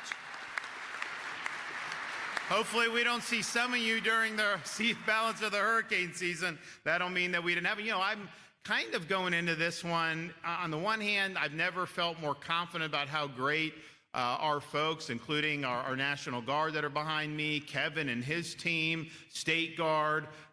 We have all the different folks, local emergency management, police, fire. I mean, it's really been a great culture in Florida to do this, and so we're ready for anything. But I will tell you, I think my first 7 hurricane seasons, every year around this time, the media would say, worst hurricane season ever is coming, experts saying all this stuff. And you know, most of those, we didn't even have storms. Like we did have some. We had a big one in 22, a big one in 2023, and then a couple big ones, and even a third in 24. Nothing last year, nothing in 2019, although we came close. Nothing. So, but now they're saying to not expect a significant, and that scares me more than when they say it's going to be big. So we'll see what happens with how that goes. But I'll tell you, we've done so much to not only be ready, and I remember when everybody was all hands on deck when Hurricane Helene was coming in 2024, and then we had not even a direct hit on the southern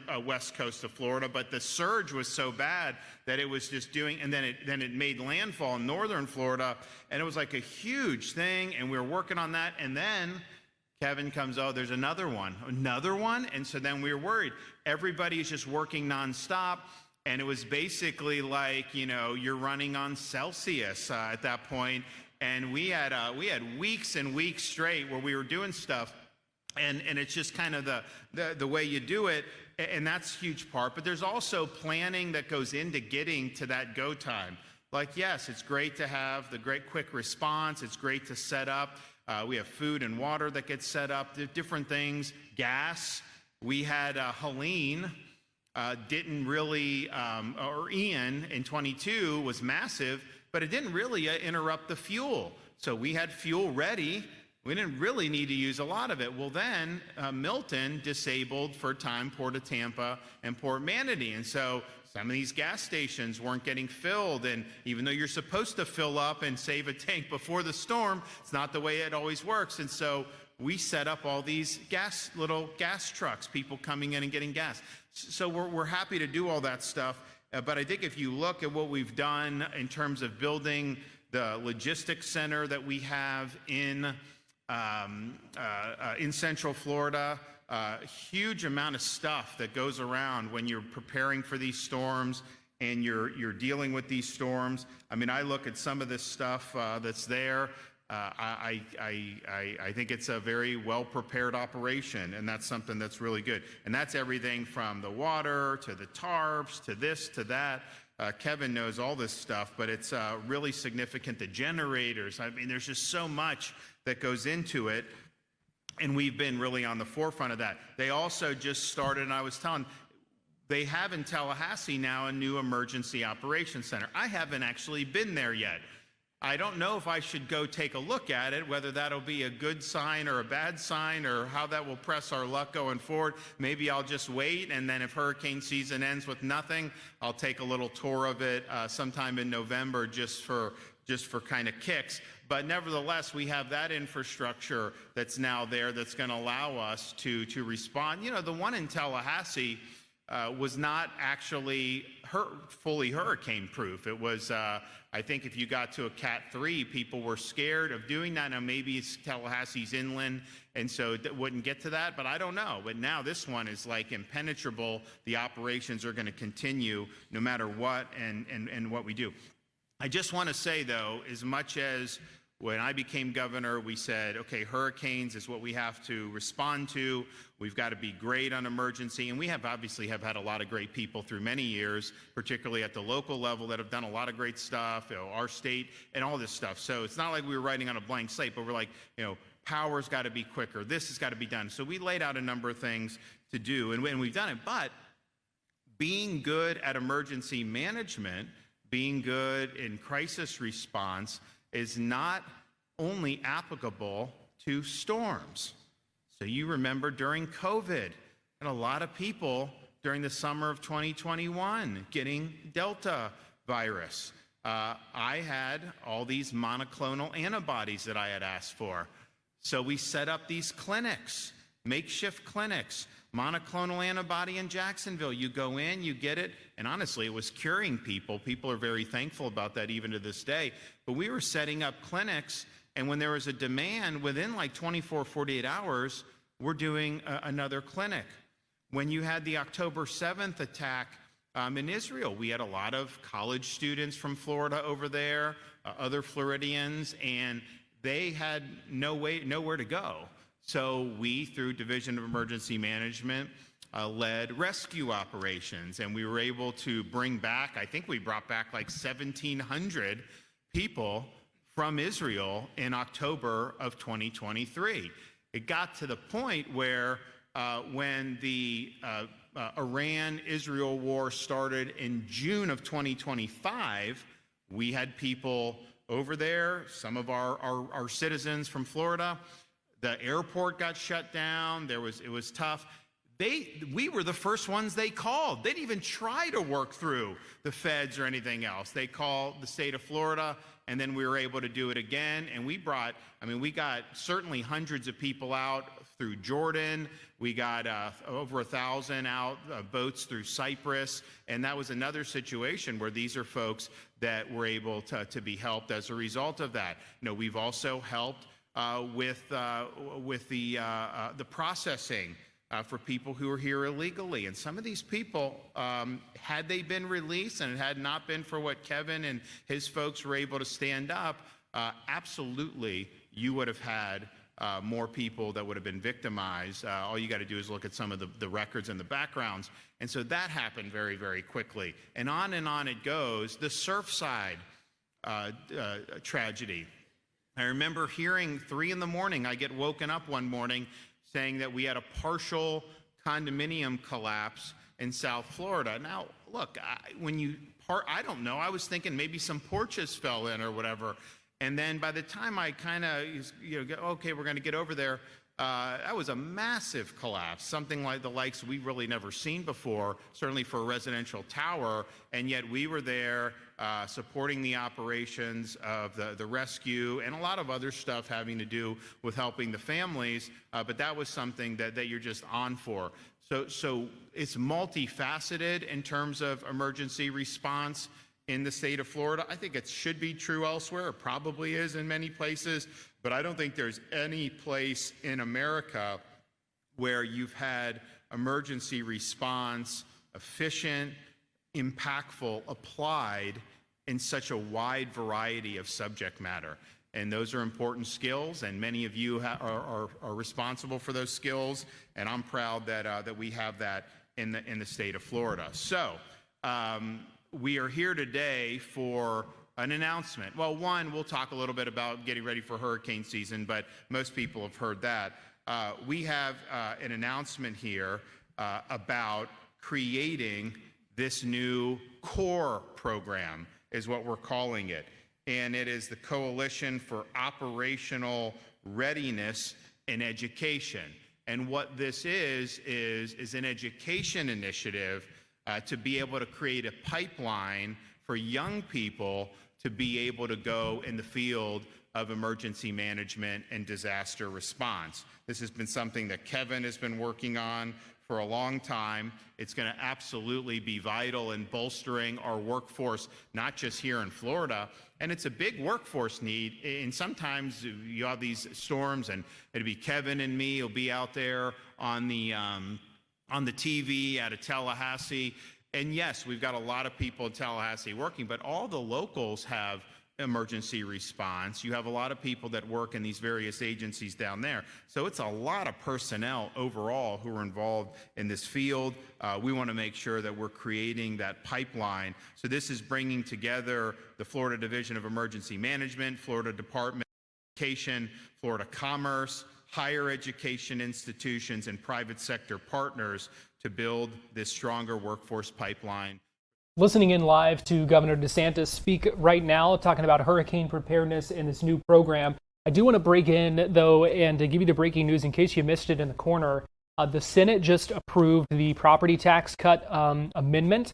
So that has now passed both chambers in Tallahassee by the supermajority that was needed, 60%.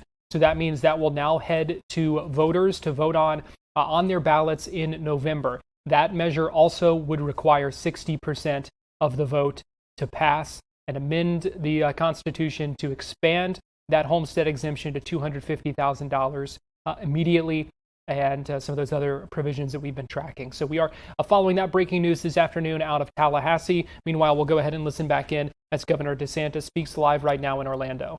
Training and frontier technology. Why else would we want it to be anyone else but us? So I want to thank Kevin. I want to thank folks at Commerce and Education. I want to thank our education institutions and everybody that's been involved with this, because I think it's going to end up making a really, really big impact. Now, why would we do it? Well, it's into hurricane season now. We are this great peninsula in the middle of a very tropical climate. I used to always get a kick out of the media trying to say, you know, if there's a hurricane, it's like, oh, this is global warming, right? I mean, it's like, I'm pretty sure Florida's been susceptible to this for all of our recorded history. And in fact, you can trace, I think it goes back to 1851, where they chase these impacts, and we've had major impacts over the years. Now, it may not do as much property damage because Florida used to be very sparsely populated, but you go back and look at the Labor Day hurricane in the 1930s, still to this day the most powerful hurricane to make landfall in Florida. You look at the Okeechobee hurricane in 1928, was the most deadly hurricane ever to hit the state of Florida. And then, of course, in more recent years, we've had a period where after 10 years with no hurricanes, we had 6 major hurricanes in a 7-year period. Now, hopefully, these things tend to kind of go in bunches if you look historically. Hopefully, last year is the start of a period of relative quiet. Of course, we prepare as if that's not going to be the case, but the point is this is just something that you have to deal with. There's nothing new under the sun with this. This is part of being in this environment. There's so many great things about living in Florida and having better weather than, I remember even when we had, quote, cold spell over the winter, was a little bit colder than normal for us. Some of these other places in the country, it was absolutely terrible. You couldn't even do anything. So we've got a lot of blessings, but this is one of the challenges. So we're always up to the task. Now, as we get going into 2026 hurricane season, as I mentioned, they're saying it may not be as big. That scares the dick. I just want to be on the record. I'd rather them keep saying it's going to be the worst. But the reality is we'll be ready to respond. I think important for individual Floridians to just make sure they have their hurricane plan. As I think people know, last year we made disaster supplies within certain limits completely tax-free 365 days a year. So whenever you want to prepare for disaster, you can do it in Christmas time if you want to. It doesn't have to be in that 1 or 2 week window during hurricane season anymore. And that's a really, really good thing. And some of the items include also items to help with your pets. One of the things we've done, I think, really well was really stress the well-being of pets in disaster situations. Every county has at least one pet-friendly shelter. We've worked with hotels over the years to waive pet restrictions in these emergency situations. The last thing we want is for somebody to leave behind a pet like a dog in an area that's about to get walloped by a hurricane. And we want to make it so that they're not having to panic and make bad decisions. We want to make sure that this is just part of what you do. And then when people don't treat the pets well, we had I think it was for Milton, 2024, we had a guy tie up his dog on the side of the road.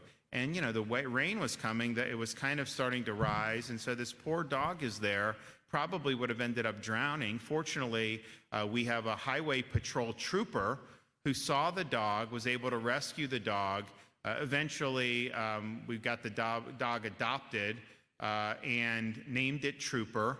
And there's now, because of that incident, Trooper's Law, which holds some of these bad guys accountable for mistreating pets. So we don't want to be in a situation where we're letting that happen.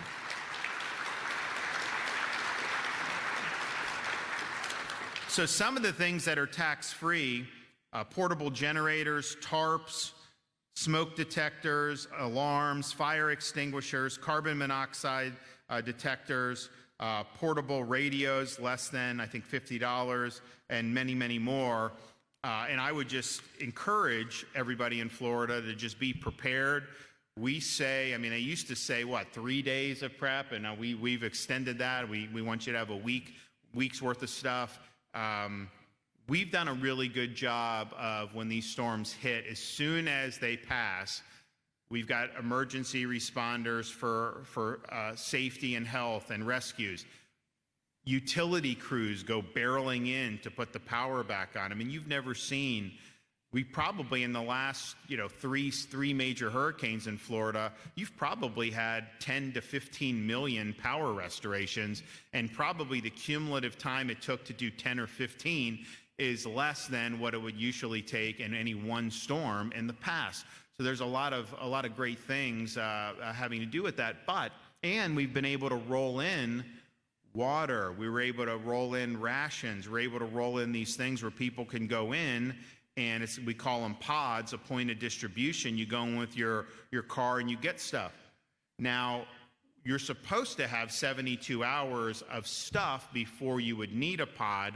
We've done pods within 24 or 48 hours, I think, and we're proud of that. But there may be a storm where you can't physically do a pod within 24 or 48 hours. And so having supplies to get yourself through certainly that initial 72 plus hour period is absolutely vital. And, water and all this, and not panic buying.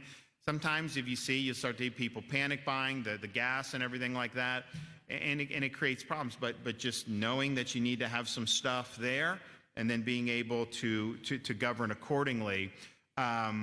We also have made a lot of strides in health and safety regarding these generators.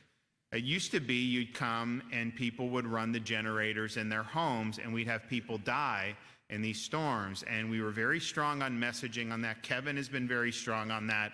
I don't think we've had generator deaths in the most recent storms, or certainly not as many as we've had. And, some of it is sometimes we're a state in flux. People move here. So it's just like, when they moved during COVID, they're trying to figure out, like, okay, they're coming from these other areas, and then maybe you're down in southern Florida. When in Rome, do as the Romans do. So they take up fishing and boating. And not all of them know how to fish or boat. And the boating problems were real, but that's just the nature of it. Well, it's kind of the same thing. They've never had to use generators, maybe. And so they'll run the generator in their house, and that creates the carbon monoxide, and it's fatal when that happens. And so keeping that outside your house, letting the exhaust go away from your house is really important. But it's been a very, very strong messaging, and we're going to continue to do that type of messaging as we go forward. We also want to have multiple ways where you can receive communications from whether your local emergency management officials, things like evacuations. This is bottom up. It's not top down. I remember 2019, we had Hurricane Dorian that was coming in the Atlantic, and I think like maybe 3 or 4 days before it hit close to, it was predicting to go right into like Palm Beach or somewhere there. Now, I didn't say anything, but I had studied all the curvatures throughout since 1851, and they usually come and they usually curved up. Now, not that we were assuming that was going to happen, but I had people from like DHS calling me saying, we need to order evacuation and all this stuff. And I'm like, I don't think so. I was like, we're talking to the locals. I mean, let's see how it develops. We'll give people time, but ultimately it's going to be different in different counties and different parts of counties. Not going to have, certainly from DHS, you shouldn't be telling people to, but even from the state, just get out. If you're in Palm Beach County, get out. No, that's not good advice, because there's a lot of places there that you could hunker down in and not have to evacuate. There's others that are low-lying that you may. So we were basically working very closely with the local officials, and look, our folks would advise, hey, maybe you do need to do an evacuation here, but we didn't jump the gun on any of that stuff And it ended up being where it kind of stalled over Bahamas, brutal Bahama. I mean, they totally killed Bahamas. And then it just curved north. And really, we had almost no impacts from it at all. And so to just say from down, oh, just throw 4 million people on the road or something like that, evacuations can be risky too. I mean, you remember in Texas, they had one, this is years ago, people are caught, they're running out of gas, it's 95 degrees, and you had fatalities from the evacuations. So doing this in a bottom-up way is something that's really, really significant, but you may get an alert from somebody in your emergency management division saying, in a certain zone, they're doing evacuation. And look, my view on it is, especially in those low-lying areas, if you have a chance of having some of this real significant storm surge, you get out, because you really can't run away from the water, or I mean, once you're there, I mean, you really can't. Wind can be different, because you could have good enough structure. You can hunker down, maybe even treat it like a tornado. And I'm not advocating you try to do that in a real serious storm, but when the water's rising like that, like we had in Hurricane Ian, I mean, there's just really nothing you can do. So I'm all about heeding that, but it is going to be bottom up. You just need to make sure that you're plugged in and able to get those types of responses going forward. So I also want to do a plug for, so we have our Florida National Guard, who's been doing this for many, many decades, and they're very good at it. They also get called all over the world by the federal government. It's not solely Florida controlled. It is also ultimately operationally controlled by the federal government. And that's why we had to fight the federal government during COVID. We refused to do the MNRA mandate because, look, it was a choice for individuals to make. And we held very firm on that. They were trying to impose it, and basically they blinked. I was honestly surprised they blinked, but they blinked. So they weren't able to get that, and we were able to stand up for a lot of the people wearing the uniform. But what we also recognized is there's a lot of other states that have their own state guard that doesn't report administratively to Washington, D.C. It's solely a function of the state government. And so we reconstituted the Florida State Guard. We've had one in the past.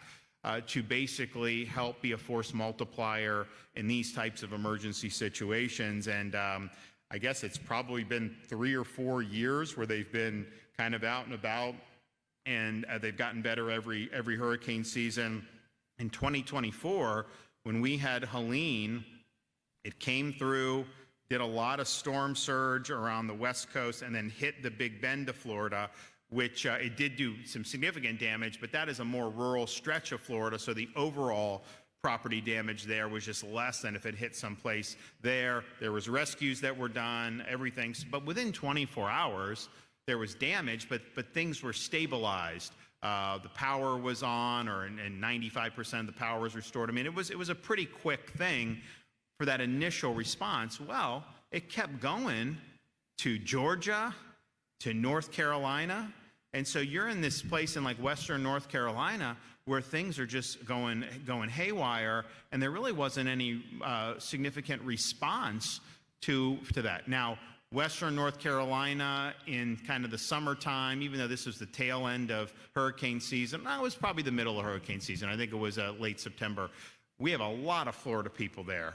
And so I knew an instinct thing. I was like, if no one's responding, I guarantee you we're going to get calls about helping Florida residents. I was like, well, we'll do it. So the Florida State Guard, I mean, they're going in and they're rescuing people out of some of these areas because the bridges got washed out. I mean, it was a dicey situation, but did a great job and was able to save a lot of people doing that. And that's really, at the end of the day, what it's all about is these things happen, and it's not something that we can control when disaster strikes, but can we do everything in our power to keep people safe, to rescue people that are in dire straits, and then to make sure everybody can get back on their feet as quickly as humanly possible. We've done a good job with it. You've done a good job with it. And hopefully, maybe those skills collect a little dust this hurricane season, and we don't end up having one for 2 years in a row. but I think just the leader in me is like, we will be prepared and we will respond accordingly if that happens. So thanks everyone for what you do. It's an honor to be here. I'm really excited about this education initiative. I think it's going to end up providing a really, really good pipeline for a lot of really quality people that are going to go in and eventually be in positions like many of you are, where you're going to be help saving lives. Thank you. God bless you. Appreciate it.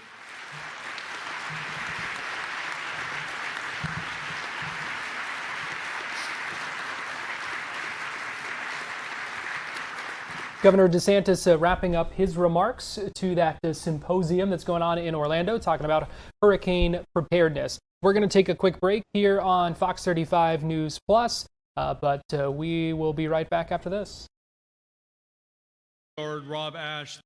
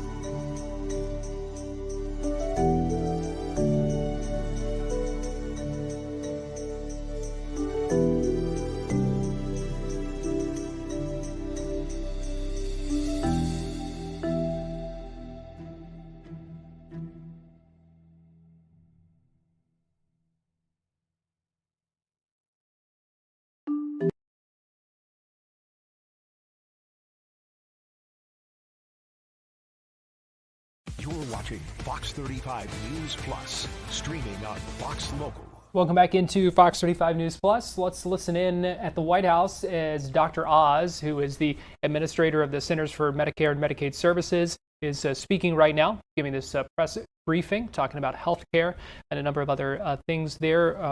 The reporters will have the chance to ask him some questions, so we'll go ahead and listen in live. FBI, the Department of Justice, and to have Todd Blanche call back and say, here's what we're going to do about what you just observed, or call Scott Bessent at Treasury and say, we need forensic accounting. Something is going on here. Where are they hiding the money? And I want to emphasize that this is sophisticated work because our opponents are extraordinarily sophisticated in their attacks on our system. They just need to have a Medicare beneficiary number or some other ID, which is basically a credit card, and they can begin charging against the federal tax dollars that go into Medicare and Medicaid. That's one of the reasons we're seeing such high amounts of fraud in different parts of the country, and we believe there are organized criminal groups behind some of these endeavors. So I wanted to walk you through a couple of these examples because our goal is to stop the money from ever leaving the building. That is the best way to protect the American taxpayer. As you know, we were in Minnesota last week where the largest autism takedown occurred. A mother and a daughter, adult daughter, were accused of tens of millions of dollars of theft. And just to put this in perspective, the reason these are so important is if you defraud the system, you don't just take money out of the system. People steal your money. The money from our most vulnerable Americans are going to steal their health. They'll steal their life. And that's what we have been seeing in some of these takedowns. Unfortunately, when these events don't happen in a timely fashion, you lose the whole program. So in Minnesota, the state itself stopped non-emergency medical transportation, which is when you need someone to take you to the doctor's appointment. They cut the whole program. It's gone. It's finished. because they could not deal with the fraud. It went from an estimated $1 million a year, how much can it cost to take a card to a doctor's office, to over $100 million a year, so they killed the program. And that, of course, we believe, because it doesn't provide the kind of care we desire for our fellow Americans, can be problematic. We don't want that to happen in other endeavors as well. So we've been working with the state of Minnesota. We're not happy with some of the things we've been encountering as we look at their receipts on the services they provided, which is why we deferred $350 million to the state of Minnesota, and we're waiting to hear feedback from them. Other states have also been problematic. California comes to mind, where we've made several trips of late. 1/3 of all of the hospice in the entire country. And hospice is a precious, beautiful program built in the 80s to take care of people with dignity in the last months of their life. Classically, someone has metastatic cancer, they're going to die. It's going to happen in a few months. You give up your Medicare, because why would you want Medicare? You don't need all those things. Take hospice instead. But that trade has risks with it if you don't actually have a lethal problem. And when 1/3 of all the hospices in the entire country are in Los Angeles, not even California, and Los Angeles, that creates issues. First of all, it's not plausible, but it also means someone's been ignoring the problem. And in fact, there was a call 4 years ago by the state auditor in California to address these problems. It was not managed, so our agency has now suspended payments to 850, almost half of all the hospices in California now have been suspended, but they're no longer being paid. And we're going to keep aggressively going at this problem, because when we go after hospice in California, guess what happens? Hospice in Nevada went up 7-fold. Hospice in Arizona, hospice in Texas, they've all gone up. These scoundrels run to other areas. I just learned this morning, now they're infiltrating the home healthcare space in California, which is equally a problem, because now they're taking advantage of a different sector of the population, this time Medicaid, but using nefarious techniques and technologies to do that as well. And again, these are organized criminal syndicates, we believe, in many instances. And that's why being a personal care service attendant, which is, again, doing something that your family would normally do for you, carrying groceries upstairs, driving you somewhere, that job is now by twofold the most common job in California, and it's the most common job in New York. Again, this defies belief that you could get that much growth in single sectors, but these are well-paid jobs that have become now ubiquitously available. There's not been strong guardrails. The last administration did not think that this was an important endpoint. The endpoint was enrolling people and getting people onto these different programs, and that has led to a tremendous opportunity for corrupting the system, and that's what we're witnessing. With that in mind, there's lots we can do to fix these problems. We've been aggressively going after states, red and blue. We wrote a letter to Florida. The difference, by the way, was Florida responded by saying, we know we have a problem. We're going to double down. We want a moratorium on all of our durable medical equipment suppliers. And why? Because there are twice as many durable medical equipment suppliers in South Florida than McDonald's. Again, not really possible unless you're looking the other way. We're not looking the other way. We're aggressively taking on these challenges.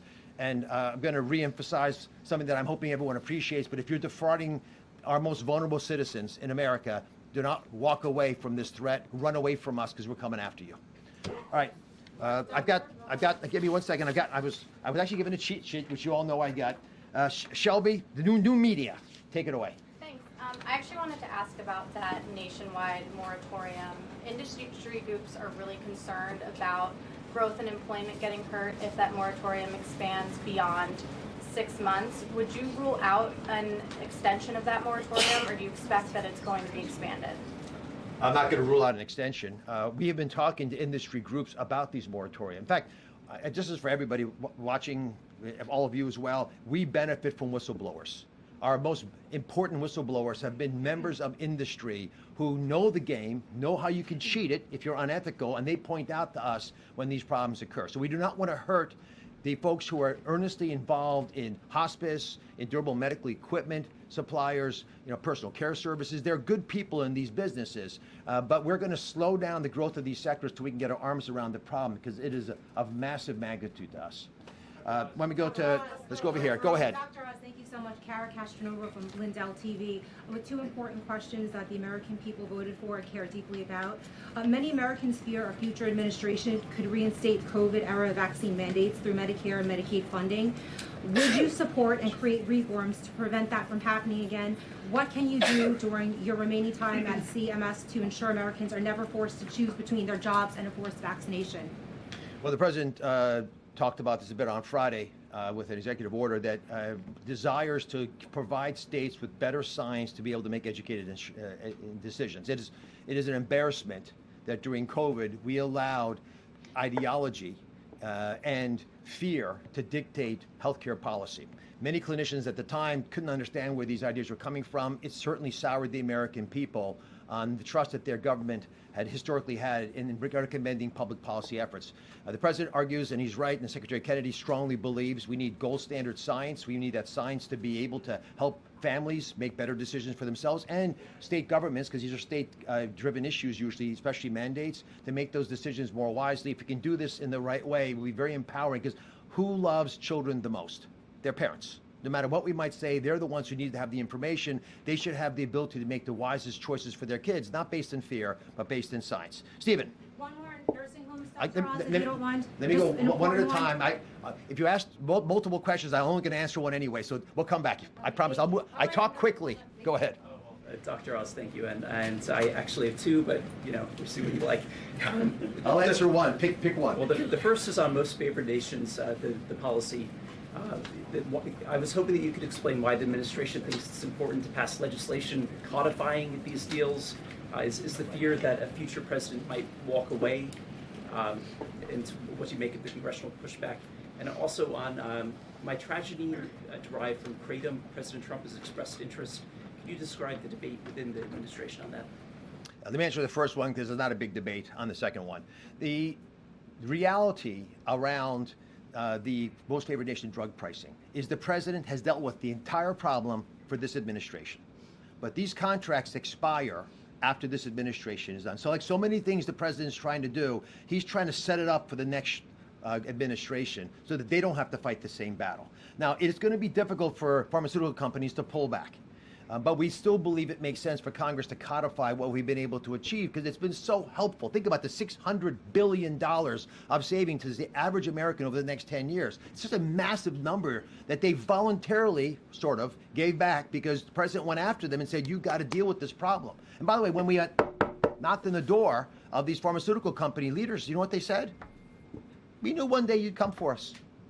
They weren't surprised. They knew that this couldn't continue. So the president wants Congress, which I know has a lot on its plate, but there are ongoing discussions around the great health care plan. Just last week, the Workforce Committee pushed something out that is going to be on PBM reform, pharmacy benefits management companies, or the middlemen that often are involved between the insurance companies and the pharmaceutical companies. So there's other parts of the...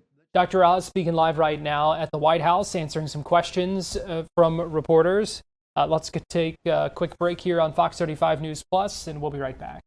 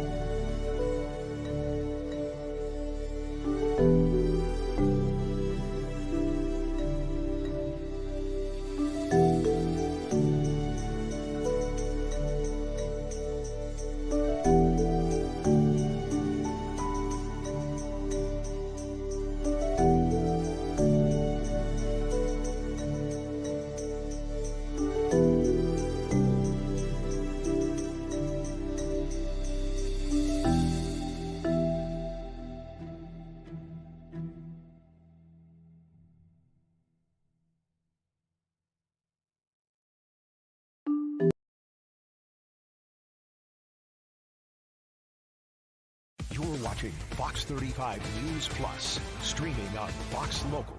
Welcome back into Fox 35 News Plus, hearing from Democratic leaders in the Senate. On the right there, that's Lori Berman, who's the Senate Democratic leader.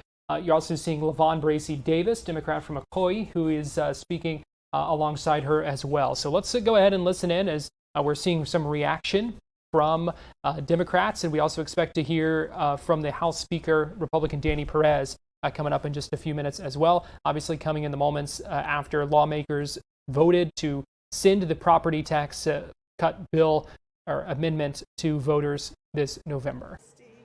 For the legislative deliberative process, and I hope that we can convince the voters that they should really spend time understanding it, and that they want and know what's going to happen to their services if this bill passes. How big a deal is it that they did have the exemption for the school funding? How big a deal is that?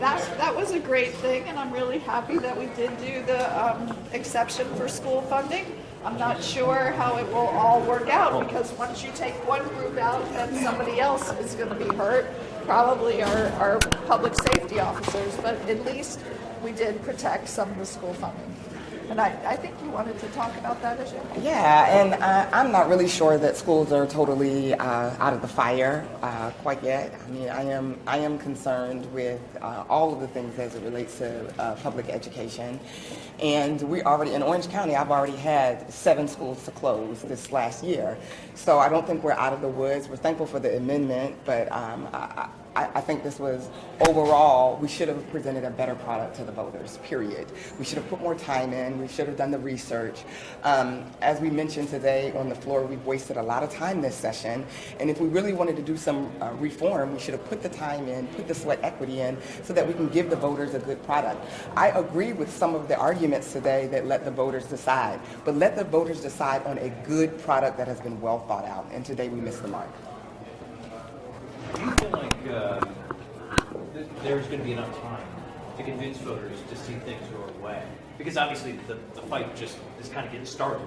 You now have to fight for November. Right. I mean, I think we have a good 5 or 6 months to discuss this issue, and I hope that it was interesting we heard from some of the Republicans. They said, let's have the town halls, let's have the discussions, and I hope that they also on their side are going to have the discussions and have the town halls, and I think 5 or 6 months should be an adequate amount of time. You were talking a lot about the summary and correct, the constitutional amendment that will be on the ballot. Do you, Governor Perez comments, how quickly or do you expect legal challenges to this? Where would those legal challenges come from?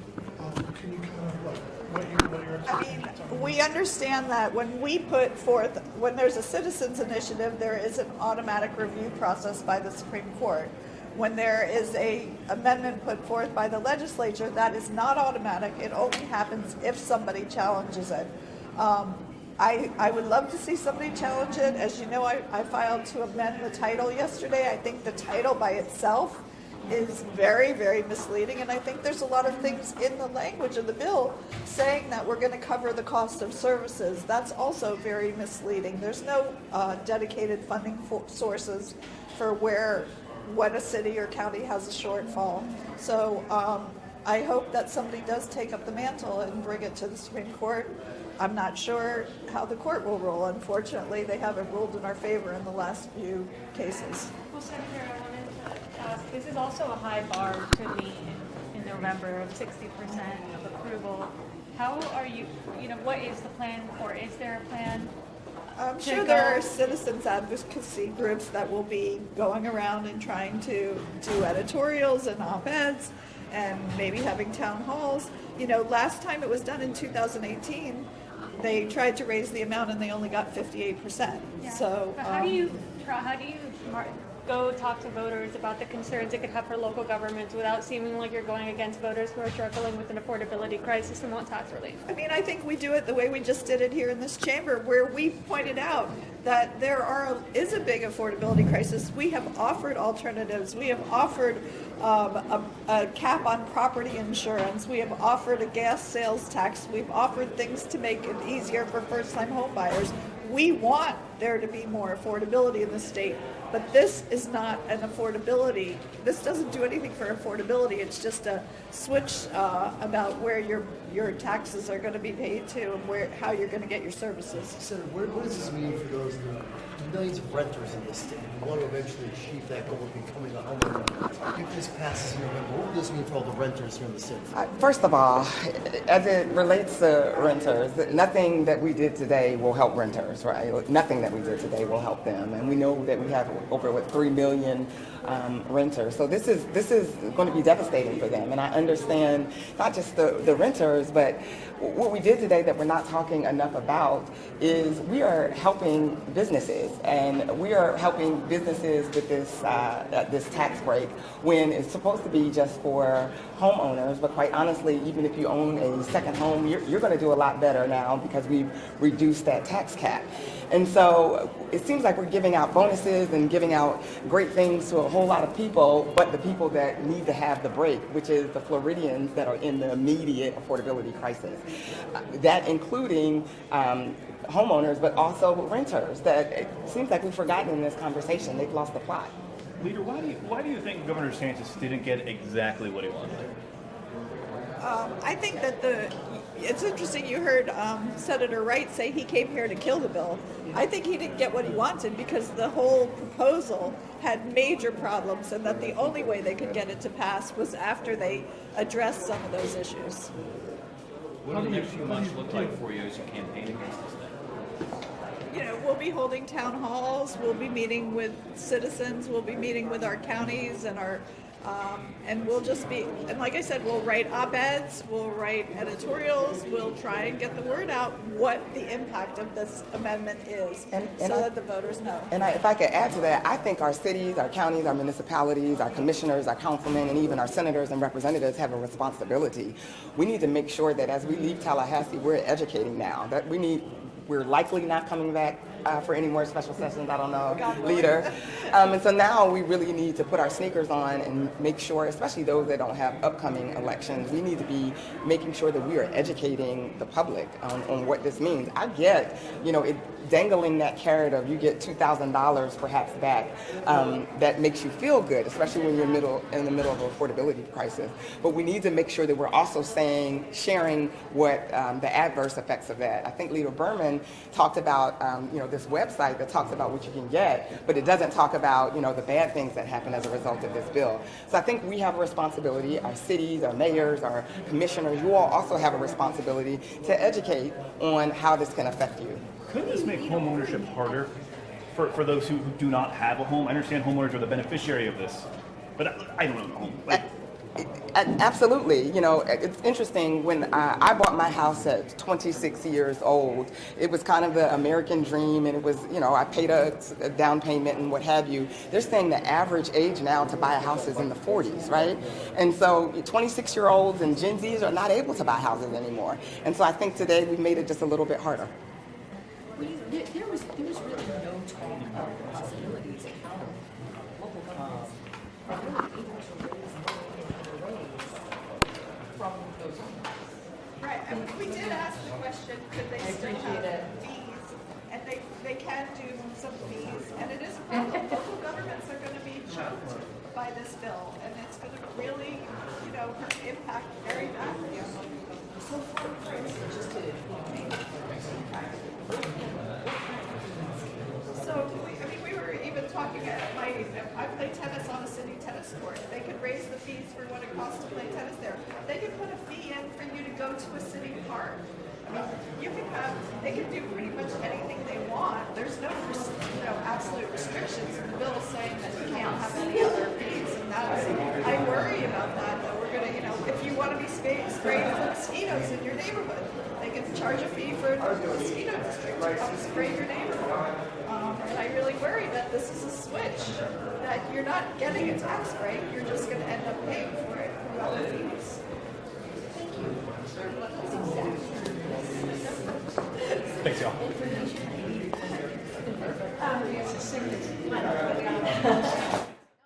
Senate Democratic leaders speaking moments ago outside the Senate chambers. I should note we also expect to hear from House Minority Leader Fentrice Driscoll here shortly, and then in just a couple of minutes as well, Republican House Speaker Danny Perez going to be speaking with reporters, expected to speak with reporters about this decision as well, the vote that will send this property tax proposal to voters in November. We're going to step aside, take a quick break right now here on Fox 35 News Plus, but we'll be right back.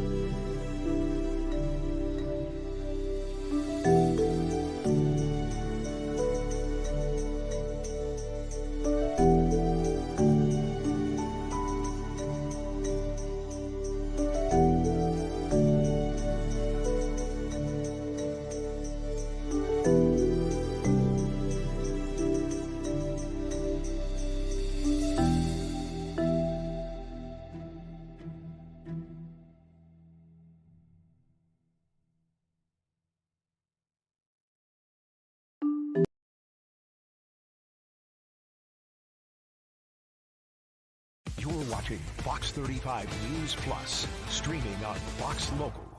Welcome back into Fox 35 News Plus. We are still waiting to hear from House Speaker Danny Perez to react to the property tax amendment vote. But we are now hearing from House Democratic leaders. That's Fentrice Driscoll on the right, Democrat from Tampa, and Kelly Skidmore, Democrat from Boca Raton, speaking on the left. So let's go ahead and listen in live as they react outside the House chambers. The compromise might be, but singly and solely what they want, because they have the numbers. Again, that is not how you govern. This is not how you treat people. This is not what we are supposed to be doing.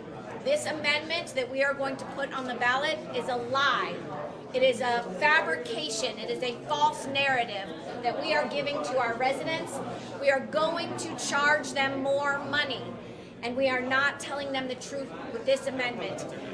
The Republicans are not telling the truth with this amendment. We have tried to save some of our programs. When you have an entire top half of the chamber vote against medically fragile children, vote against vulnerable seniors, vote against veterans. Some gave all gave some. And we're giving nothing. We're giving a lie on a ballot, and I think it's wrong. Were you surprised the Republicans broke with the governor when it came to the education funding? I was surprised to see the Republicans in the legislature break with the governor, but what I will tell you is that I know that there was a lot of heartburn over the education piece. And not so much because of, not for the same reasons between the caucuses. For my caucus, we were concerned about our traditional public schools. For the Republicans, I believe they were concerned about protecting vouchers, which come from the same pot of money as does the funding for our public schools. So it was not an altruistic reason why they broke with the governor. At the end of the day, I'm glad to see that break, because I do want to make sure that we're protecting our traditional public schools. But it is really frightening to think that the Republicans were willing to play chicken with our public school system and to come so close to the wire that if that amendment hadn't passed, what would have happened to our school funding? Do you expect legal challenges to this? So I do expect legal challenges to this, including on the grounds that, the piece where they're trying to treat Floridians differently based on how long they've been in the state, that actually has already been declared unconstitutional by the Florida Supreme Court before, so I could see a constitutional challenge on those grounds specifically, and you heard some of my members allude to that in debate. I think it's a big hurdle that I'm not sure the Republicans can overcome. What does this mean for renters? So this doesn't help renters at all. That's another tragedy of all of this, right? So when you consider that in order to offset the loss in revenues, that local communities are going to have to increase fees, we would anticipate that homeowners still are going to have to pay for this somehow, and then of course they would pass that on to the renters. Or maybe it could be an increase in sales tax at a local level. Somehow those who can least afford to pay for what it's going to take to make up revenue are probably going to have to pay a larger share than they otherwise would. Are you concerned about the language? The language in terms of the ballot initiative? Yeah, absolutely. Absolutely we're concerned about the language. So you consider that it is a wolf in sheep's clothing because the Republicans are trying to couch this as let's save our homes. But the reality is that this is hurting our local communities. And they only want to have a one-sided conversation and try to tell homeowners what they can save.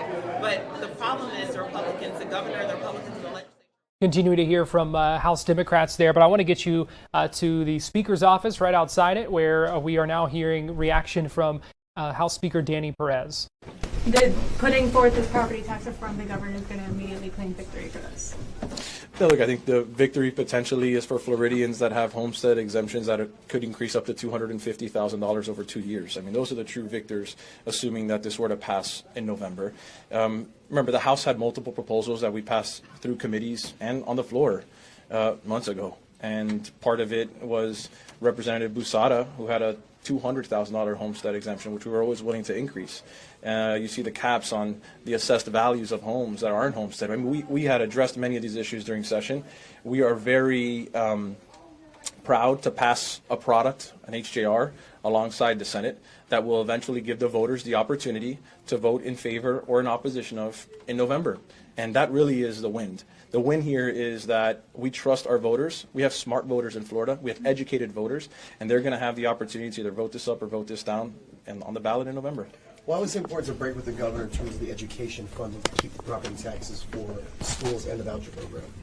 If you remember, what we had passed off the House floor was a complete elimination of homestead property taxes, with the exception of school property tax. And the reason that we had that exemption in our original bill that was filed and passed off the floor was we believe that across the state, if we weren't to do so, we would be in the hole tens of billions of dollars. That is what funds our K through 12 education system. Obviously, we care about the future of Florida. We care about our children. We care about our parents.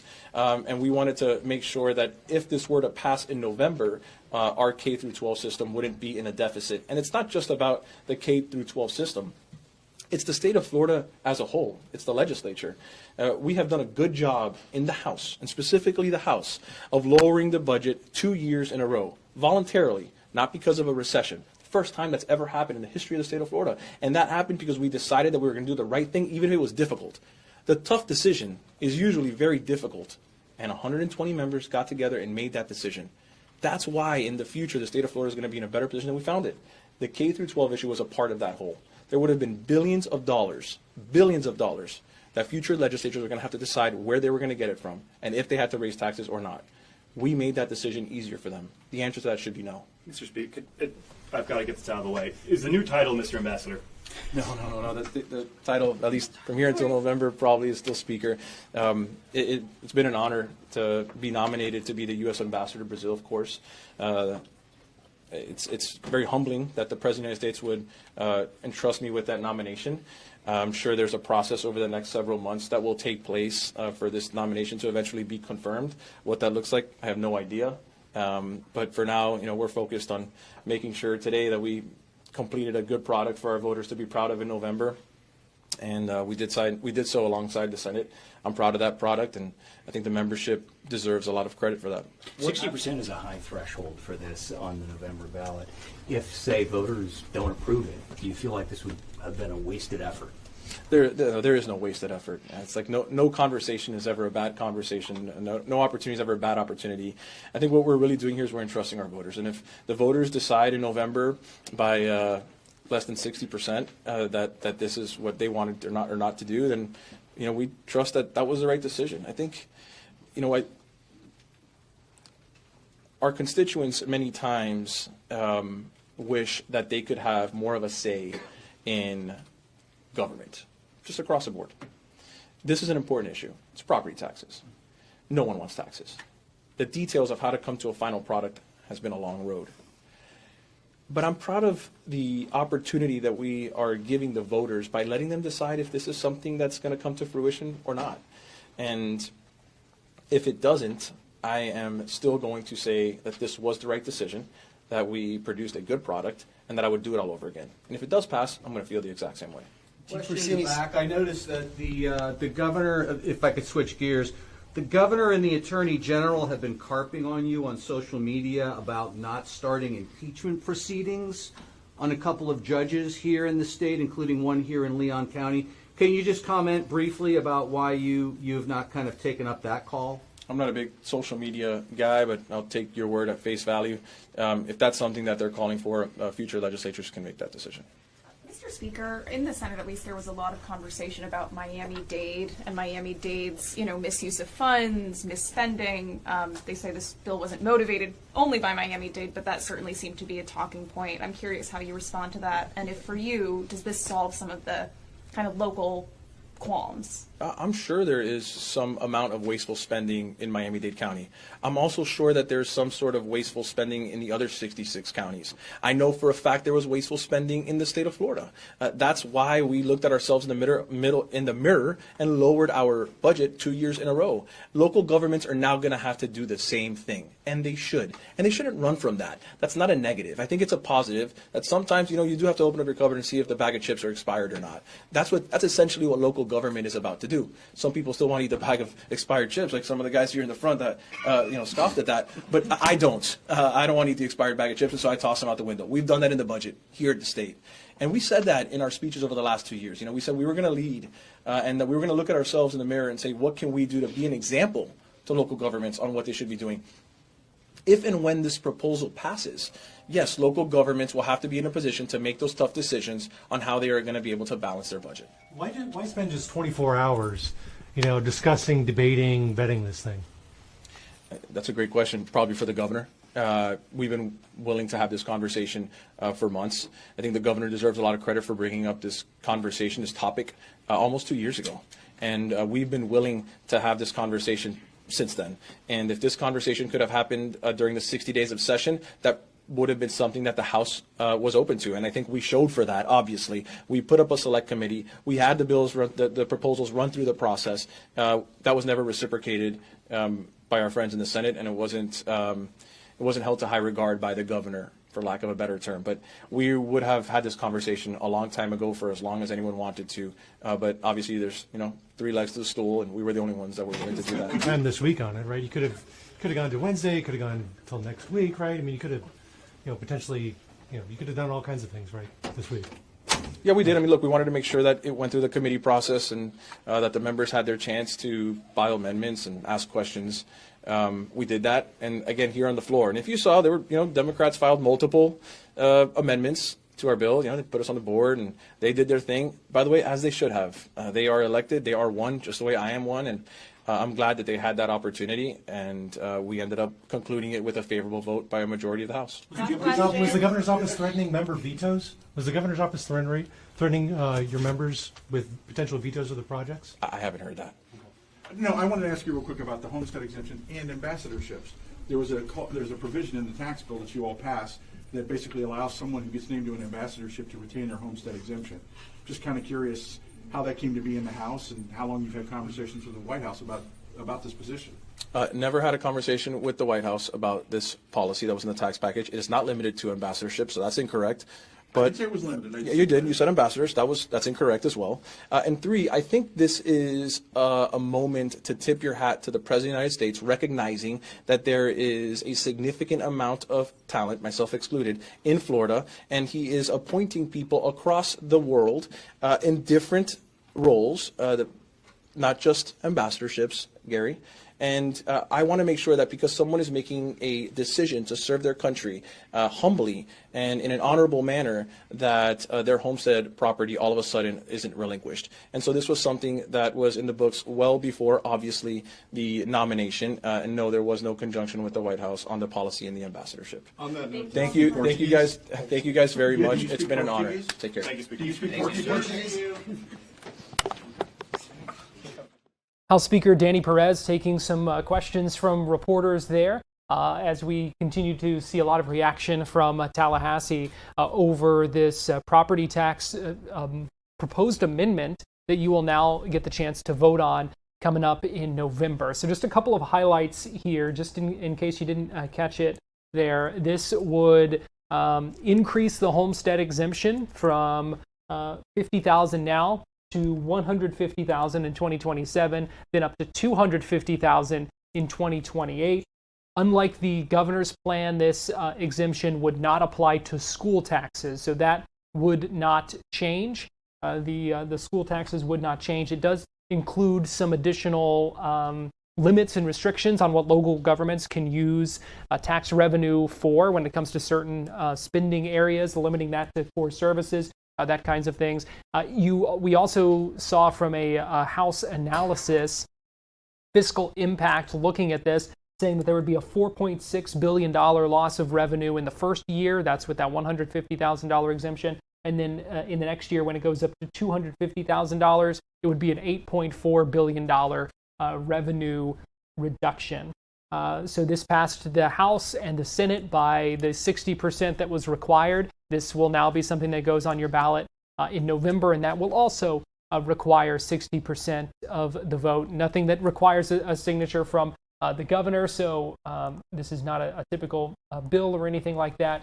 It will be up to the voters of Florida to decide what happens with this now. So we've now gotten reaction from Senate Democratic leaders, from the House Speaker, from the House Democratic leaders, as well as we continue to track that breaking news out of Tallahassee. We're going to talk more about that coming up in just a little bit with Kimberly Leonard from Politico as we tackle a lot of political topics on this Tuesday. Right now, though, we're going to take a quick break here on Fox 35 News Plus. We'll be back at the top of the hour.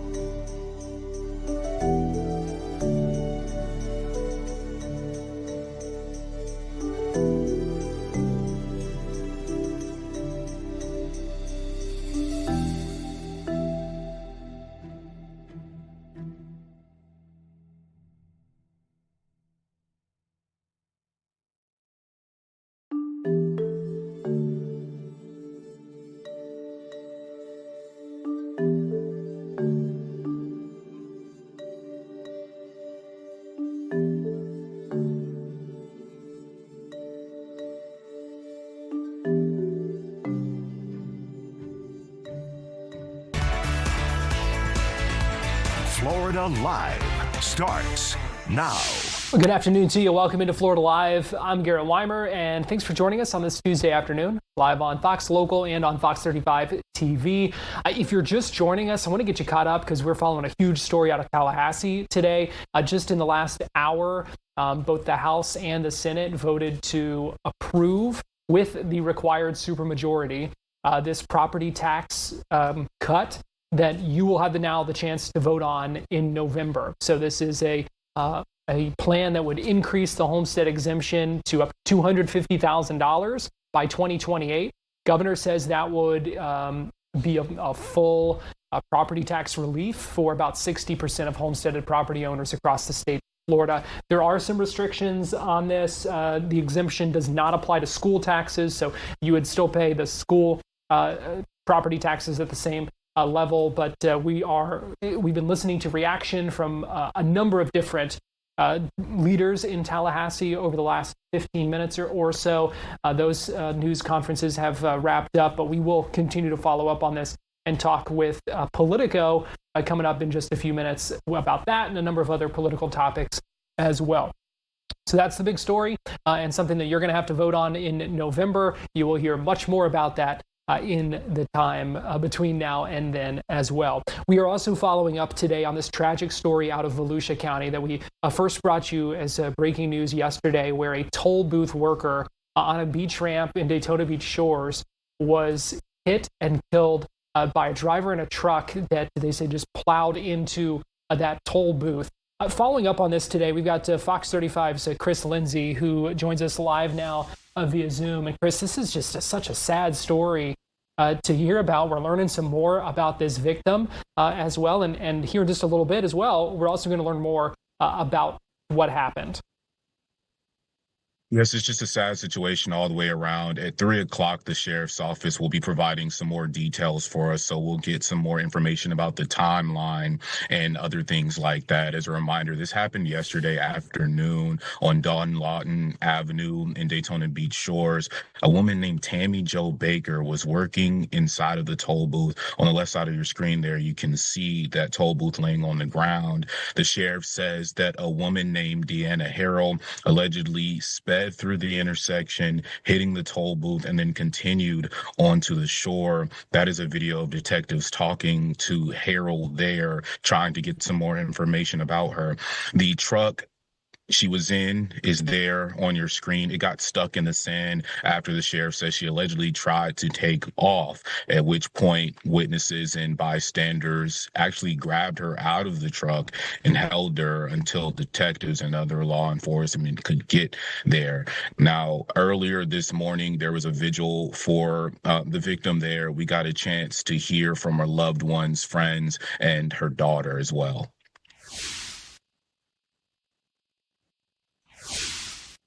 It's still kind of shocking, even on the way here when I stopped at the store. There's people in there talking about it. I just want to be like, it's very, it's very shocking. It's hard to hear, like, people just talking about it. And you don't even know that was my mom. Yeah. She's gonna be so missed.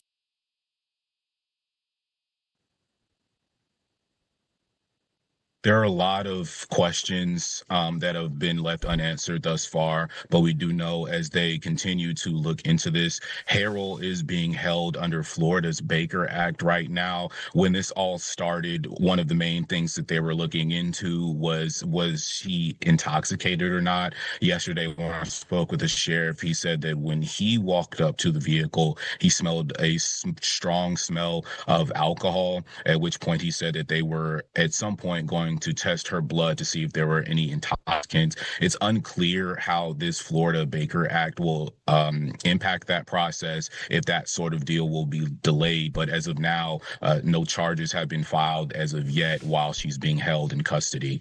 Garrett. Chris, I think there were a lot of questions about, how something like this, could have happened.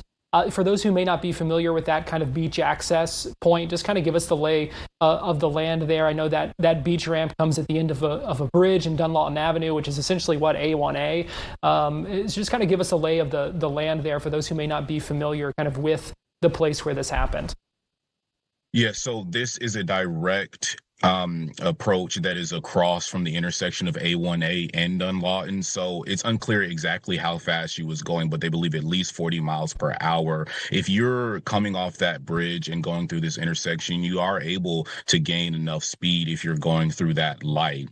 So we'll get an exact estimation of how fast she was going, but that's what they believe for now. It is a relatively short approach when you're coming through A1A, perhaps 50 yards or less between the point that you crossed through the intersection and when she would have allegedly hit this toll booth with Miss Tammy Baker inside of it. So this is not an opportunity where you're coming up the hill where she would have been able to see anything likely until it was perhaps too late. There were a bunch of people in the area that rushed over to help and do whatever they can. It actually happened right in front of the lifeguard tower.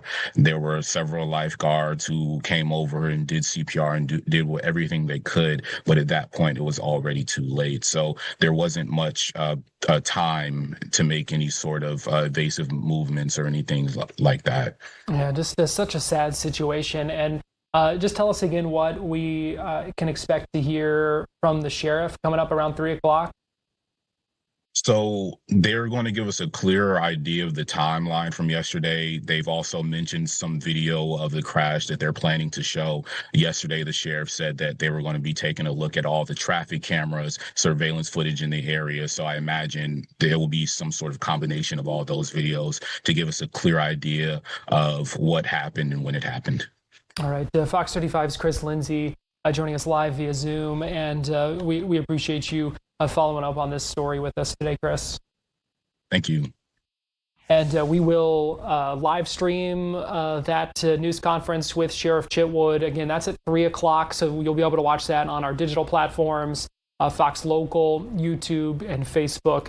We will have that for you coming up in just a little bit. Again, that's going to be around 3 o'clock as we try to learn more about what happened and kind of that timeline of events.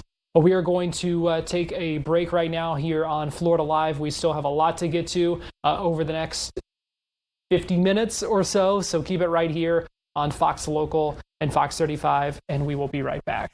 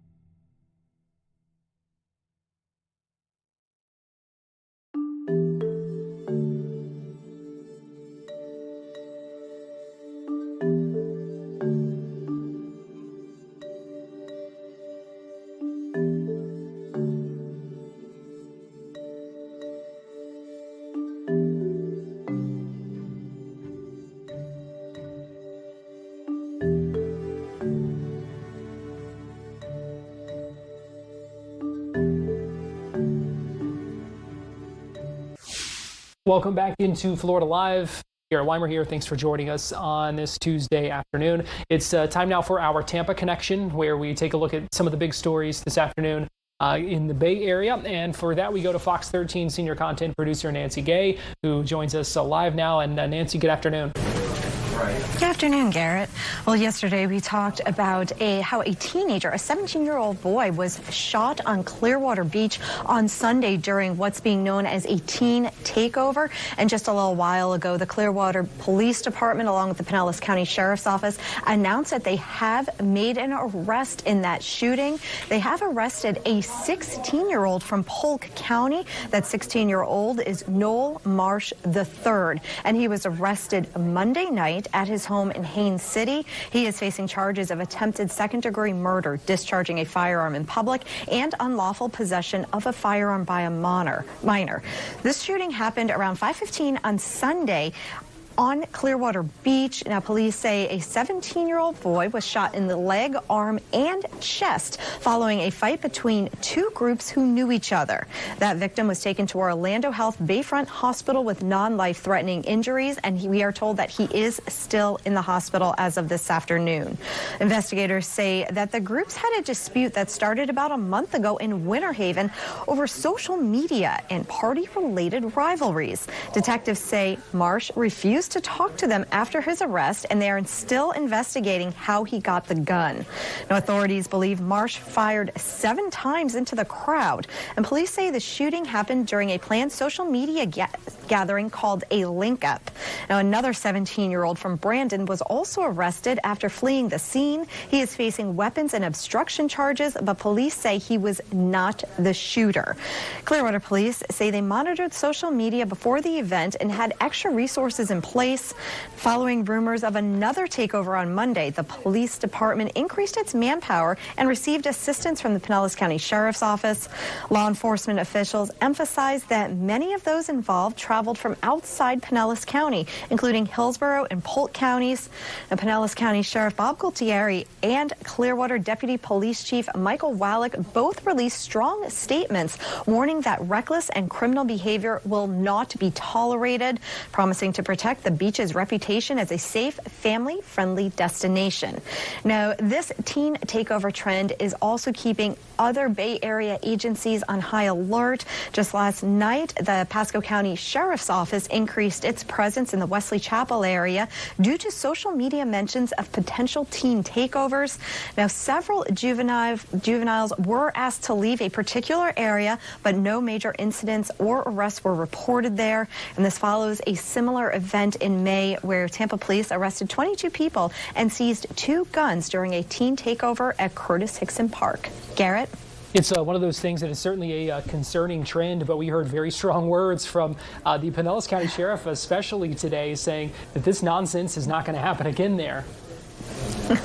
Yes, he was definitely did not mince his words. He said that this past weekend, it was the first official weekend of summer, if you will, for kids who just got out of school. It's their official summer break.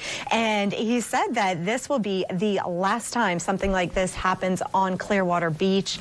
Now, it was mentioned during the press conference. Several people were asking about alternatives. Where can teenagers go? And it was brought up that they have the Police Athletic League, but Gualtieri, he said that these teenagers, he did not mince his words. He said they were not good kids and they're probably not interested in playing midnight basketball with the Police Athletic League. But he also said that the parents need to be held accountable for their teens and their teenagers' actions. He did say if there is a way to charge the parents, they will pursue that. That's very similar to an announcement that Polk County Sheriff Grady Judd made recently. You know, again, this is officially summer for most students here in the Bay Area, and they want to make sure that these beaches are safe. There are alternative places where teenagers can go and hang out, but Gualtieri said that a lot of the teenagers who were involved in the incident on Sunday probably weren't interested in that, so he does want to see the parents take more of a lead and be held more accountable for their teenagers' actions. All right, next in our Tampa Connection, Nancy, I know we're learning more about this mortgage fraud scheme that we heard about from the U.S. Attorney yesterday. Yes. Yeah, so we were told that 46-year-old Brandon Dutch Mendenhall, he owns a company called RAD Diversified, and he said that he was asking people to invest in real estate by promising high profits, but prosecutors say that those promises were false. Now, according to a federal indictment, Mendenhall used investor money to get a mortgage to buy a $1.6 million home in Brandon. Investigators say he claimed business operating accounts from his investment funds were his personal income. The U.S. Attorney's Office says those accounts actually held investor money and rental income. Officials say they were able to file a mail fraud indictment because the closing documents were mailed to a local title company. Now, this is not the first time Mendenhall's business has been under scrutiny. The Florida Attorney General's office announced last summer that RAD Diversified was under investigation, and federal prosecutors say this case is part of a larger ongoing investigation. Garrett? All right, and finally, Nancy, questions about redevelopment in Treasure Island. Yeah, so Treasure Island city leaders, they met to discuss this proposed redevelopment-ish ordinance last month, and they are meeting again tonight. And this all centers around a tool that could help determine how certain properties are redeveloped on Treasure Island in the future. Now, they are meeting again this evening. This new tool would not approve any new building projects right now, but instead would create a process allowing property owners to request custom development plans for specific sites. Supporters say the ordinance would give the city more flexibility when reviewing future development projects. However, some residents and commissioners worry the rules could open the door to higher density development and permanently alter the community's lower profile beach town character. Many say they want to avoid becoming a high-rise community like Clearwater Beach.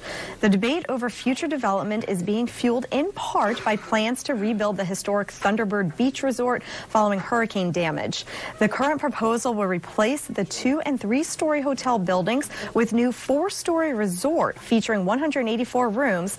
That's up from the current 106 rooms. Now, to accommodate the larger hotel, the resort's owner is asking city officials to amend height regulations in certain districts, increasing the maximum hotel height from 60 feet to 80 feet. And city officials have emphasized that these proposed changes would only apply to hotel and motel districts, not to single-family homes, condominiums, or vacation rentals. Now, representatives for the Thunderbird also say they want to remain coastal, charming, and in harmony with the existing landscape. Still, critics argue the broader rule changes could encourage larger developments across the island in the future. Commissioners did not make a final decision during last month's meeting, and the discussion is expected to continue tonight. The meeting begins at 6 o'clock this evening at City Hall Chambers on Gulf Boulevard, and the planned development ordinance is expected to be one of the first items discussed. Garrett? All right, I'm sure there will be a lot of folks curious to see what happens with all that. Fox 13 senior content producer Nancy Gay, we appreciate you joining us this afternoon for our Tampa Connection. Thank you. Got Fox 35 Storm Team meteorologist TJ Springer joining us live now for our Florida Live forecast. TJ, I know it's a Fox 35 Storm Alert Day. Yep. Not really seeing anything crazy just yet, but there is the potential this afternoon for some strong and severe storms. There is, yeah. We're watching this cold front, Garrett. A rare June cold front here in Central Florida, which I can't believe I'm even saying that, but... Right. This is the time of year where we normally don't see fronts like that kind of make their way this far down. Yeah, I think what's kind of helping to drive it, there's going to be an area of low pressure that eventually develops off the southeast coast, and that kind of helps drag this cold front down through Central Florida, and it's knocking on our doorstep as we speak, and with that, little by little, we're going to start to see showers and storms ignite. But as we just said, it is a Storm Team alert day for more widespread showers and thunderstorms this afternoon into the evening. A couple of those could turn strong to severe with gusty wind. That tornado threat, it's low, but not entirely zero. We'll have to watch that sea breeze as it comes in. Any boundary interaction as this cold front is in the vicinity could lead to some of that severe activity. But right now, just seeing a mixture of clouds and sunshine. We have a couple of showers that have tried to get going, but overall, really not seeing much across north central or central Florida as a whole. But through the afternoon, through the remainder of it, that is, we'll start to see some of these storms ignite as this front pushes southbound. There's the risk for severe weather, albeit low. It still encompasses a good bit of central Florida as a whole, and this means that a couple of those storms could turn severe and could include some flooding potential as well. We also have a low-end risk of flooding in kind of the same areas across the viewing area. So we'll be watching that potential as well. We have a lot of moisture in the atmosphere, and with all that moisture, it produces that potential for torrential rain and flooding rain, especially in some of those lower lying areas. Now, as we go through time, I think probably by the evening drive, we're going to have the chance for more widespread showers and thunderstorms. We'll see that here on our Fox weather model as we head through the remainder of the afternoon. And I do think that the potential is there for these to impact you as you're driving home from work. That's why we have this storm team alert. So just be thinking as you're heading out the door this afternoon or evening, if you are heading home from work, you may have to get those windshield wipers on. You may have to drive through some heavy rain, and that's going to be something we're monitoring in the Storm Center through the rest of the day. So be sure if you don't have the Storm Team app downloaded or the Fox Local app, you'll be able to get these alerts in the palm of your hand as we see this boundary start to swing on through. And as it does, it's going to pack a bit of a punch. It's what we've been saying all day long. And it's looking like, Garrett, I'm imagining that there could be some slowdowns on the roadways, anyone that is driving around the area this evening. So just be prepared for that. And eventually, once we get this cold front through, a much bigger cool down and a better feel in the air, less humid as we head through our Wednesday, our Thursday, and our Friday. My ears perked up when you said less humid. Yeah, I mean, I feel like as soon as this started to kind of evolve, and I'm like, this might get through here. I'm like, oh, we're going to get a little break from this nasty, sultry air mass that we've had in place for the last couple of weeks. It has been very humid. Yeah. And so, and we don't always get breaks from that this time of year either, once it kind of sets in. So we'll just have to enjoy it. Yeah, and it's good. It's not just a day. I honestly, I feel like tomorrow, temperatures in a little bit 80s. I think even just walking out the door tomorrow, especially north of Orlando, we'll notice that feeling. And then heading through Thursday and Friday mornings, it's going to feel great. So maybe good to sip the coffee on the Pac Lanai deck. I mean, I did that this morning, and I was like out there for about 5 minutes. I'm like, yeah, it's probably time to come back in. I'm sweating already. Right, it's nice until it isn't. Until it isn't, yeah. Yep. And the nice is very short-lived. It's a small window, that's for sure. Fox 35 Storm Team meteorologist TJ Springer, we appreciate you joining us. We will certainly stay tuned this afternoon for any alerts and that kind of thing. We know y'all will stay on top of it, so we appreciate it. For sure. Thanks, Garrett. We're going to take a quick break, and we'll be right back.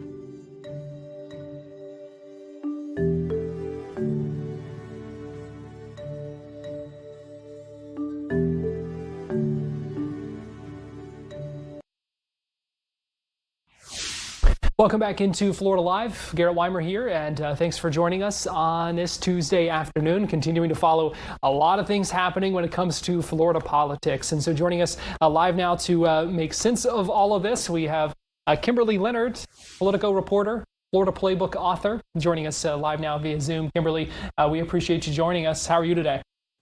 Yeah, I'm good. Just trying to keep up with all the news. It is hard to keep up with because talking about like breakneck pace of news. And what a whirlwind, as just in the past hour or so, the legislature up in Tallahassee voted to approve this property tax plan. It was a special session that lasted, 2 days? Yes, it lasted even less time than the 3 days that they had set aside to do this. Look, what they've done today is majorly overhaul property taxes and how local governments are going to be funded. That is, if voters decide to approve the ballot measure that they voted in favor of in November by 60%. And they did it all very quickly. So I think that the public will have a lot of questions about, what it will look like in local governments, what their communities are going to look like. Are they going to, okay, we're not getting property taxes, but are we paying fees when we go out to the park, when we go to the library? Will police officers get the raises that they deserve? Will firefighters be funded adequately? So these are all going to be conversations that are going to be happening. But I do predict before that point that we'll probably see a lawsuit of some sort. And so it's just going to be this is not the end of it at all. It's just going to be a very kind of swirling few months, I think. Do you think this is one of those amendments where we are going to see, especially last time around with the amendments that we had to vote on, you see a big push, a lot of commercials and things like that. Do you think this is something we'll see a concerted effort around, or what do you think we're going to kind of see and hear from lawmakers and from others over the next few months? Yeah, well, first of all, I think Governor DeSantis is going to be all over on this. It's going to be a complete blitz, I think he'll be doing, every time he does a press conference on whatever topic, I think he's going to bring up this property tax question. I think he'll probably travel around the state just speaking about this issue, hammering it home. And I mean, Garrett, I have to tell you that all of my friends who don't follow politics at all, they do bring up this topic for me. It is breaking through to people. They are very concerned. People who are looking at buying homes, look at what their potential bill will be. And, in some cases, a starter home is just so expensive, and that makes the property tax bill really expensive too. So people really are thinking about this.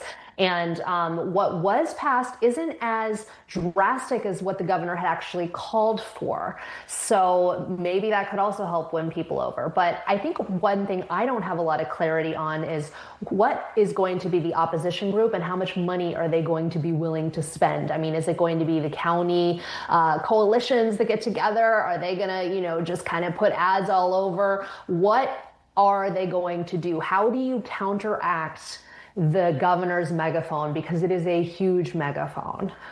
Yeah, and we also know that, when you just kind of look at it at face value, saving money on property taxes, that's something that is going to be appealing to a lot of folks. And that's why I think you had a couple of Democrats cross over, right, to vote for this, because it's compelling, right? And it's very simple. You will save money on your property tax bill. I got mine last year. I know how much I paid. I have a good sense of how much I would pay if this were to go down. And people will get that information because the governor already created a website where they can log in, put their address in, and see what they would pay differently in property taxes. So, it's just the idea of focusing of giving Republicans something to rally around on affordability is really big, because Democrats have been the one who've really been winning elections on the idea of affordability. So DeSantis is kind of giving them room to make this, go. Now, of course, if the fallout is terrible, he's not the one who has to suffer the political consequences, right? It'll be the next governor, it'll be the next legislature, et cetera. That's a good point. It's also going to be interesting to see if this is something that increases turnout here in Florida for the midterms, because that can always be a bit of a crapshoot as well when you're talking about the turnout when there's not the top ticket races on the ballot. So just a lot of things that are really going to be interesting to watch as this kind of shapes up. Yeah, so true. Without Trump on the ballot and without DeSantis on the ballot, this is a way for DeSantis to still campaign, right? Yeah. Now let's talk a little bit, because we just heard from House Speaker Danny Perez a few minutes ago, who was reacting to the House passage of this resolution.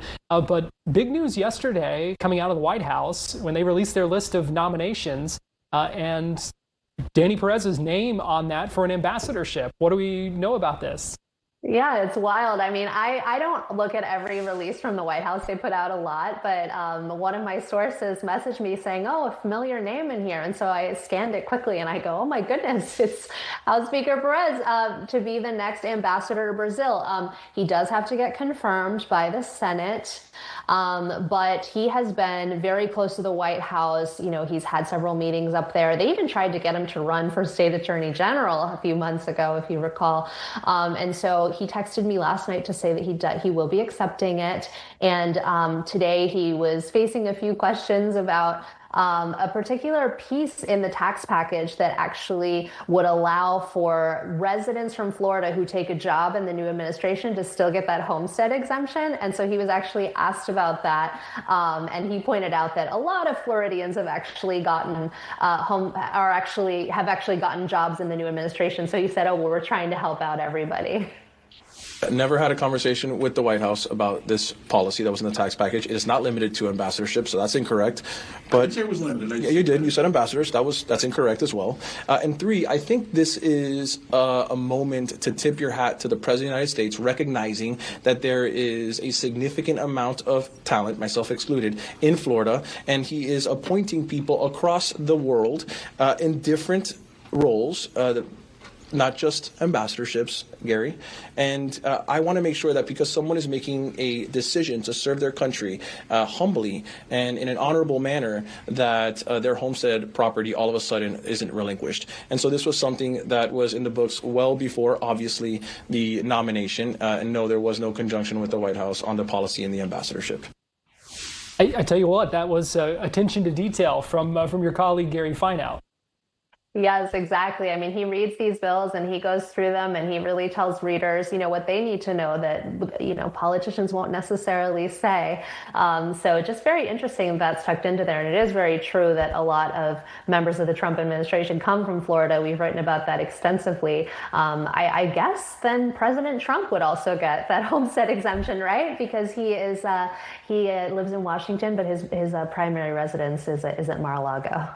But this ambassadorship or this nomination getting some attention as well from Hakeem Jeffries, who is the Democratic leader of the House, who said essentially kind of saying this is a reward for the redistricting effort in Florida. What do you make of this reaction?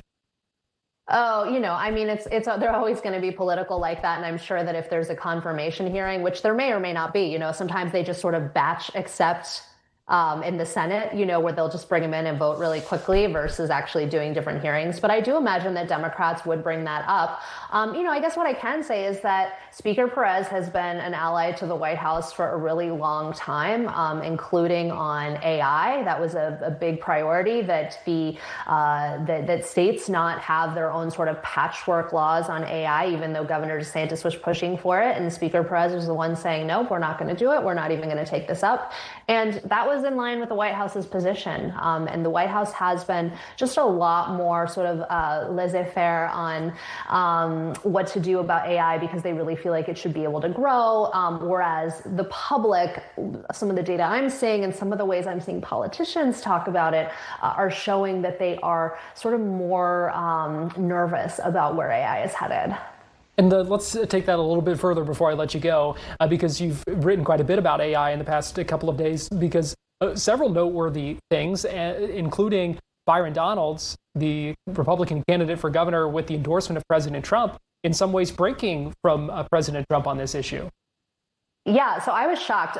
Byron Donalds was in Miami yesterday, and I gave him an open-ended question, actually. I said, in what ways do you differentiate from President Trump? I didn't ask him a question about AI. And he is the one who said, I think that states should be allowed to lead on this. He said he feels very strongly about protections for minors, about parental rights, and about people being able to protect their own image and likeness with AI, because, otherwise that can get used without your consent. The other thing that happened on Monday was that Othmeyer, the state attorney general, sued against AI to say that they are not adequately warning the public about some of the risks associated there. So I did a story with my colleague Andrew Atterbury that looked at how Florida is really becoming AI's biggest threat when it comes to red states looking at how to go up against AI and rein it in, and just a lot of concerns that are being raised there. So I think the fact that so many politicians are bringing it up is not because they feel like it. I think it's because voters are really, really bringing it up. They're concerned about their jobs. They're concerned about data centers in their communities. They're concerned about all these robots and things like that. Just a lot of terms that are new and scary. And so it looks like some of these AI companies have a little more PR to do in terms of convincing the public about what the future looks like and why it's good for them. One of those issues that's certainly not going to go away anytime soon, that's for sure. No, and it accelerates so quickly. Yeah, there's no doubt about that. Kimberly Leonard, Politico reporter, author of the Florida Playbook newsletter that you can get delivered in your inbox every morning as well. Always enjoy talking politics with you. Thanks for joining us here on Florida Live today. Sam, take care. We're going to take a break and we'll be right back.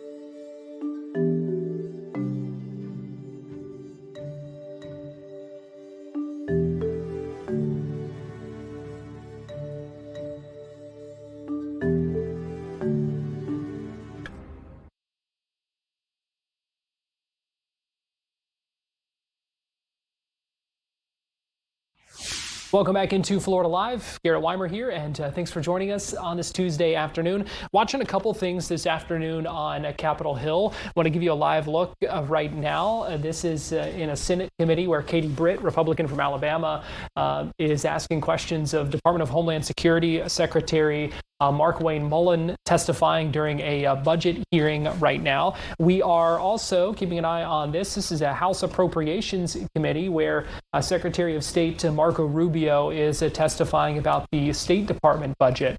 This is a subcommittee of the Appropriations Committee that's actually chaired by Mario Diaz-Balart, Republican from South Florida, and the ranking member of this committee is also member of Congress from Florida. That would be Lois Frankel, another Democrat representing South Florida. Let's go ahead and listen in live for a few minutes as we hear from Secretary Rubio, former senator as well, speaking live right now on Capitol Hill. Organizations as an example, the Global Fund, and our ability to meet our commitments to them. We've worked very closely with them. They're very, very happy with the way we've outlined our contributions to the Global Fund. I think there's a statement today from the UN and OCHA on the work that we've done with them and the ability to provide them the funds and resources necessary to carry out their mission.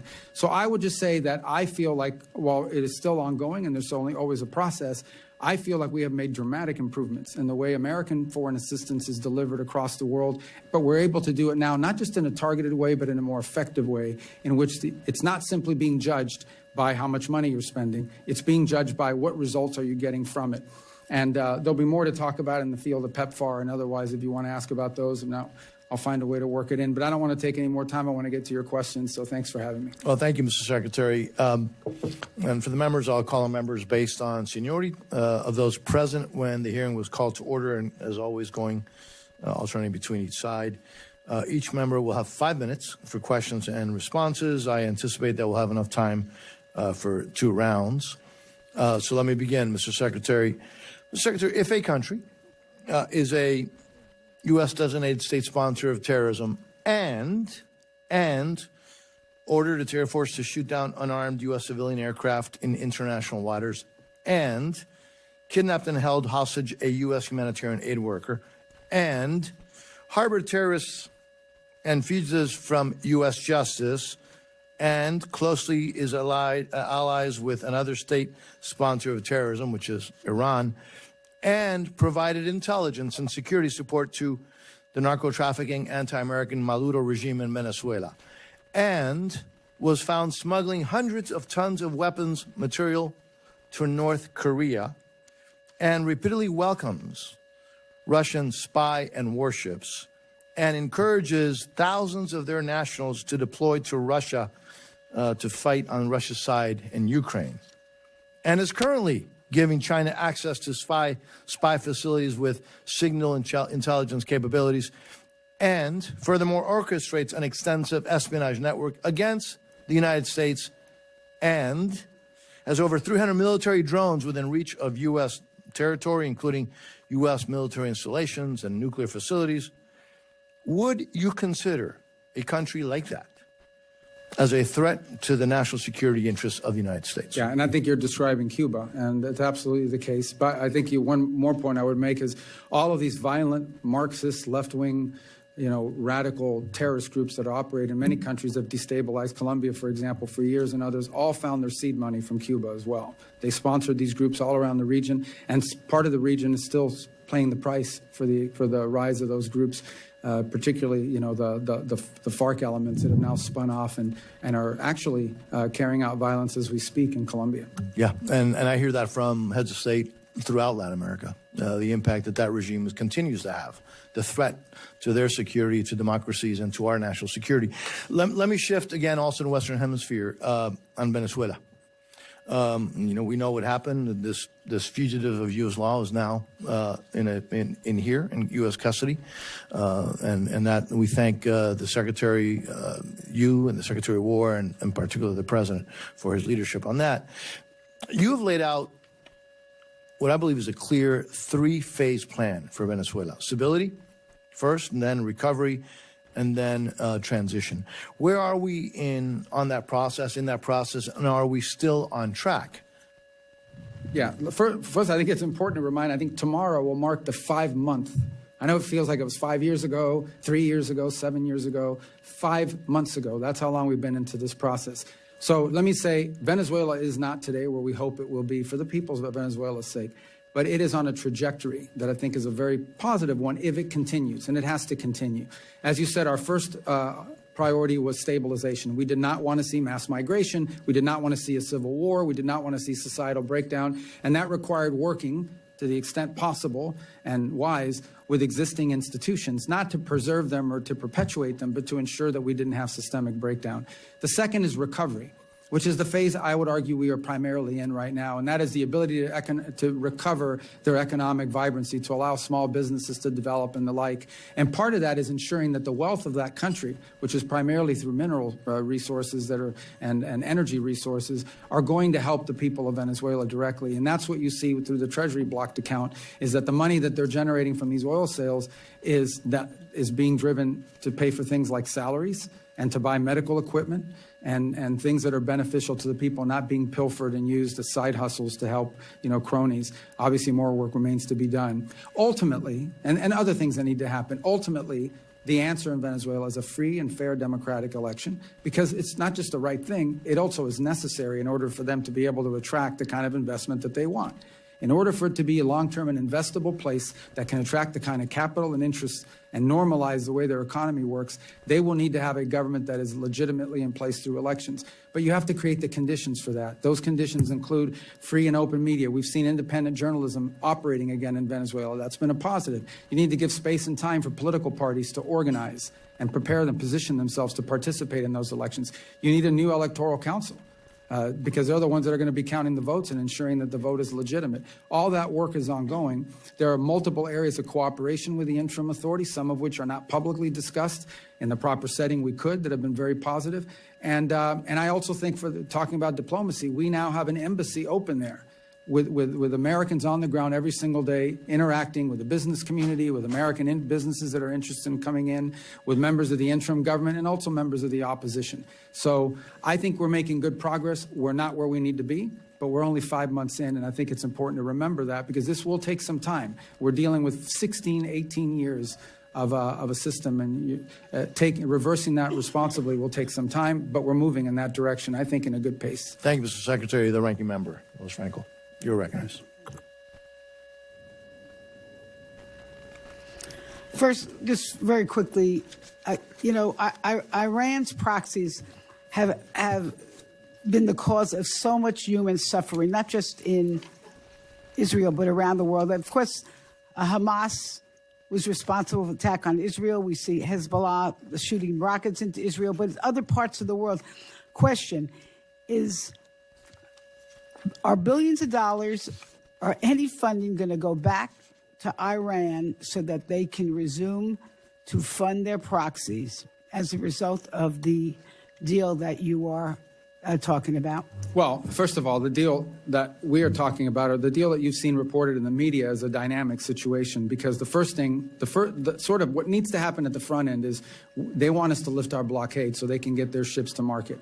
That isn't going to happen unless they open the straits. So that's the first thing. The second thing that has to happen related to the first is they have to agree to enter into negotiations that are on very specific topics, which they have not been willing to do in the past. Number one, they have to agree to negotiate on the issue of no enrichment. Number two is they have to be willing to agree to dispose of I don't mean to... I know, but it's going to get to your point, I promise. Please, okay. The second thing is that they have to agree on the issue of the highly enriched uranium. Now, what you're asking about is, what about sanctions relief or frozen funds and assets? So let's begin by saying that this regime, as you have rightfully pointed out, even despite sanctions, even despite all the pressure, have found a way to funnel money and resources to these proxy groups. What's being discussed is, what do they get in exchange? What nuclear sanctions that have been on them do they get in exchange for compliance, for the if they comply with the reasons why those sanctions were put in the first place? All of that will be condition-based, meaning no, there's not going to be some sort of advanced signing bonus or good faith front. I mean, really, my question is the administration contemplating returning money to Iran so that they can continue to fund these proxies, all that are hurting millions of people? Yeah, well, if the money is going to fund the proxies, then it won't be returned to them, obviously. I think the question you're really asking is, what concessions are you willing to make in a negotiation? There are specific sanctions. Some of them are congressional, some of them are UN, and some of them are from the executive branch. But there are specific sanctions that are in place related directly to their nuclear program. All right, well, let me just... That's why they were put in place in the first place. We're taking back my time. I would just say this. I would urge this administration not to give money to Iran to continue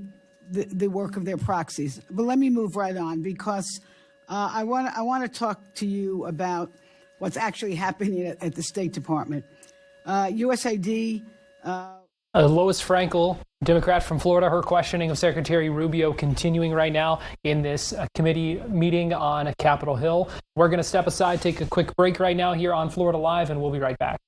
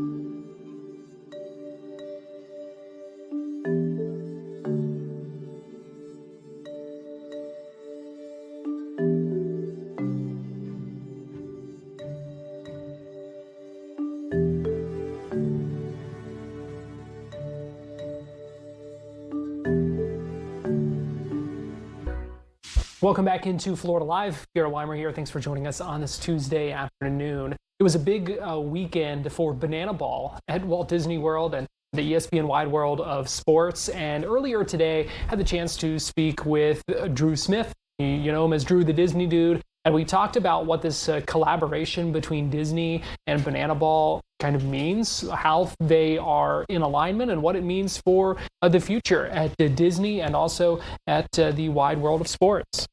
Entire day from when I first got there, went through security, got my ticket, and just waiting for the game to start. The players are out there doing meet and greets. It's all about a show, and really the show starting immediately when you get there. Now, we had some issues with the rain, and even then with the rain, the players were out. The entire team ran into one of the arenas and just had fun with the fans, waiting for the rain to pass. So I really just love how focused on the fans they are, and something we'll show next when I talk to Jesse about what they're thinking about. But this B-roll that you guys are seeing on screen is actually from that first night, and it was just so much fun finally seeing this in person. I've been wanting to go to a Banana Ball game for years. Finally having the opportunity now here at Walt Disney World and seeing Mickey, Minnie, Stitch, there was a lot of Disney integration within these games. And while this wasn't the bananas themselves, I actually think this is a testament to how successful Banana Ball has been, that they've expanded into 6 teams now. The teams we saw were the Loco Beach Coconuts and the Party Animals. The Coconuts, all about that beach vibe. The Party Animals just having fun and kind of going crazy. So they're really leaning into their names there. But now I actually want to play this interview I did with Jesse Cole. And it's only 2 minutes of a 7-minute segment that I did. But I was just asking him about, like, what's next for you guys with this being so popular? The demand is so strong. And what can we expect going forward? I think this is a great insight from the man himself who founded the sport. Yeah, so Walt Disney, right? We all look up to Walt. And something that's top of mind for me right now is Carousel Progress is changing. Yeah. So Carousel Progress is progressing forward. Yes. What's next for the bananas? Where's your mindset at now? Well, you think about Carousel Progress. Now that's almost over 60 years, right? Yeah. And it was so far ahead of its time when it was first created. And the fact that Disney honored it for this long is pretty special. People's, entertainment needs change over time. Yeah. And you have to adapt. But yeah, I mean, for us, what's next for Banana Ball? Well, I think if you try to compare it to the carousel progress, I think what Walt was really good at doing was seeing what's next in technology. He was really good. You know, you think about the color, the sound, the multi-plane camera, you think about utilizing TV. He was outstanding at that. Yeah. I will say we're not the best. You know, that hasn't been our focus on technology. Our focus is on the human-to-human interaction, the touch that we try to focus on it every day. And, you know, we look at social media as an opportunity to really share our show in a different way. But I think in the future, it's how do you bring our show and our experience to more people in unique ways? What does that look like? Where we're going to play? How we're going to play? What's the immersive experience? What's the theme? Why do people always have to sit during the game? How do you get them more involved in the game? Yeah. All of these things. The game of the past was where you come in and you'd sit and you'd watch and you would hope something great happens. Yeah. Maybe something you haven't seen before, you'd hope. You might get, you know, something on the video board. You might get a fireworks show at the end of the night. Yeah. That's the game of the past and still to many the game of today. When you start thinking about really putting yourself in the fans' shoes and say, how do you get them truly involved in the experience from when they first show up to when they leave? That's the world we're in now. We're in personalized fast entertainment. Every 7 seconds, you're getting something just for you. Yeah. Yet everyone comes to a sporting event hoping that it works out for them. Yep. But it's not. Yeah. So how do you get that catered entertainment experience one-on-one? That's something I think about every single day. I love that. Jesse, it's a pleasure, man. Thank you. Drew, I think that was really cool and really insightful answer too. You know, he clearly knows his stuff. You know, when you hear him talking about kind of Walt Disney and the carousel of progress, but really neat to kind of see him kind of parallel that with the trajectory, the path for Banana Ball. I think that was a really interesting and insightful conversation there. Yeah, that was by far the segment that stood out to me the most. I'm like, I don't need to play a 7-minute segment on live TV by any means, but actually hearing from him, like I mentioned, and Garrett, I fully agree with you. You know, when I got the idea in my head of, I can lead with carousel of progress and progressing forward, I knew I was going to run with that one. So yeah, it was just really special to talk to Jesse. And I also want to talk about something that Banana Ball does that I love deeply. And I actually didn't realize this until the day of, but bananasfoster.org, that's the name of their nonprofit organization, really highlighting these families that bring in foster kids. So it's not just a new take on baseball, but the fact that he and his wife, they have dedicated so much into living this dream. And now that they're fortunate enough to live this dream, now they're highlighting these kids that desperately need help and these families that are helping those children. So Banana Ball isn't just fun, which, well, our world needs more fun things. I'm all for that. There's also some very important stuff happening as a result of this league being so successful. So and that was just part of our conversation with Drew the Disney Dude about the Banana Ball and Disney and what the future holds for the wide world of sports as well. You can find that full conversation on Fox Local and on the Fox 35 Orlando YouTube page right now. Well, we are just about out of time here on Florida Live, but I do want to give you a live look right now inside the Volusia Sheriff's Office training facility where coming up in just a couple of minutes, we expect to hear from Sheriff Mike Chitwood and giving us an update on the toll booth worker who was killed yesterday. We're going to get, we expect to get more of a timeline of events, see some video as well, and get an update on their investigation into that case. So you can stay tuned for that on Fox Local, on YouTube, on Facebook. If you're watching us on our digital platforms, we will have that for you live coming up. If you are joining us on Fox 35 Orlando, then we appreciate you joining us today for Florida Live. And we will see you next time. But again, this news conference starting in just a minute. In fact, here comes the sheriff right.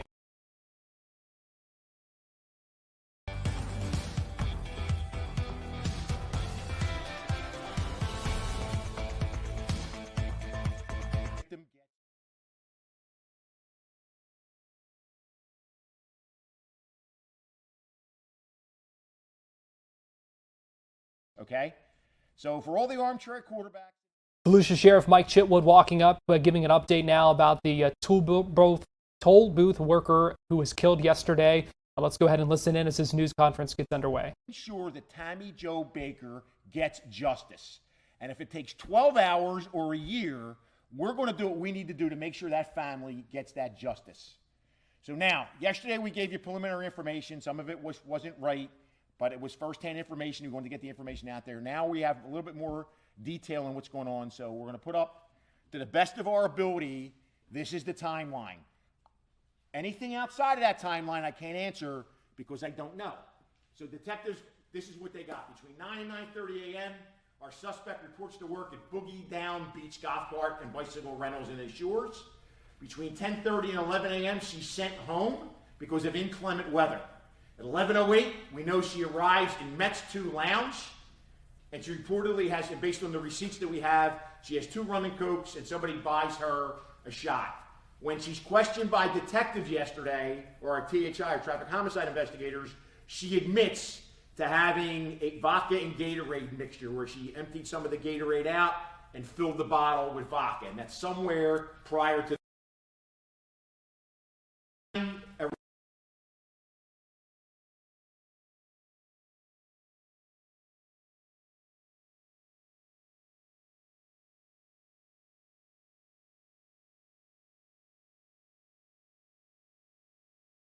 Well, it looks like we just lost our feed with Sheriff Chitwood as he broke down that timeline.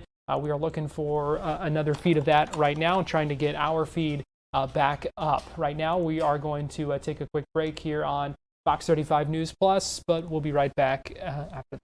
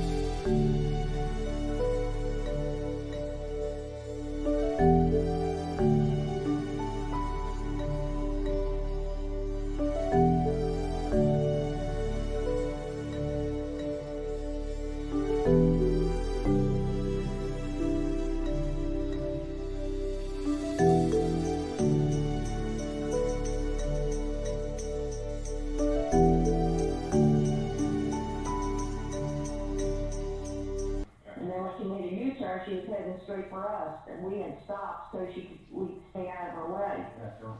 We apologize for the technical difficulties there. Our feed is now back. We are now hearing a 911 call in the aftermath of that collision yesterday that killed a toll booth worker. Let's go ahead and listen in. And what's the phone number for you? Okay, all right, we'll put it out for our units to be on lookout for it, okay? All right, thanks. Bye. All right, bye. 911, what is the address of your emergency? Actually, I'm calling to report a very drunk driver. All right, what street are they driving on, and what's the nearest intersection? They're on Peninsula and Daytona Beach Shores, just north of Peninsula and Carter. Carter, okay. Which direction are they traveling? Traveling south, it's a Olin Model GMC with a Pennsylvania tag. What color is the GMC? Kind of a gray color. Okay, And what do they do? it's a young blonde lady. She was all over the road, really bad. Okay. Did you see the license plate number from Pennsylvania? I got C605 something. I didn't get the whole thing. Gotcha. Okay. All right. Just stay at a safe distance. I did put in a call, and we'll let the units in the area know what's going on so that they can be on the lookout. Okay. Just stay at a safe distance, though. Okay. Okay. Thank you. I've never done it before. Like that's how bad it was. Okay. Yeah. You've been helpful. Right? You've done everything right. All right. Thank you. You're welcome. Have a good day. Bye. This is the video from the condo to the north of it. And I don't know, we have the video from the south, from the Pirates. And you can see right behind there, that's one of our lifeguards who witnessed the whole thing. She was turning in off of Dunlawton when you saw that crash.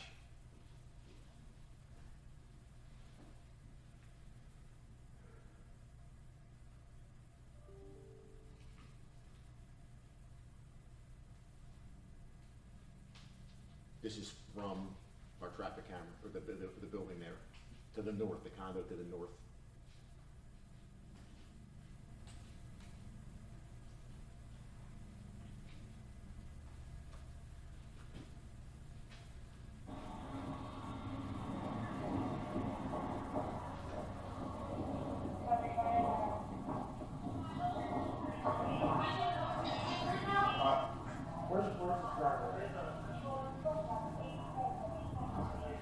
Hey, she needs to, where's this driveway?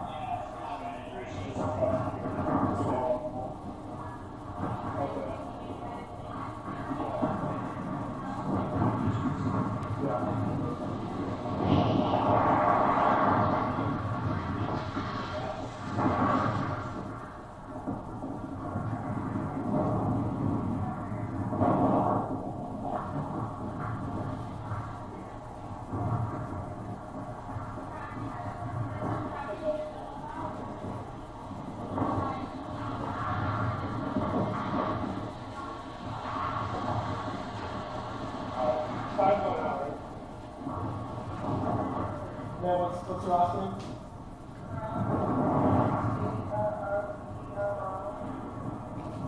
E-L-L?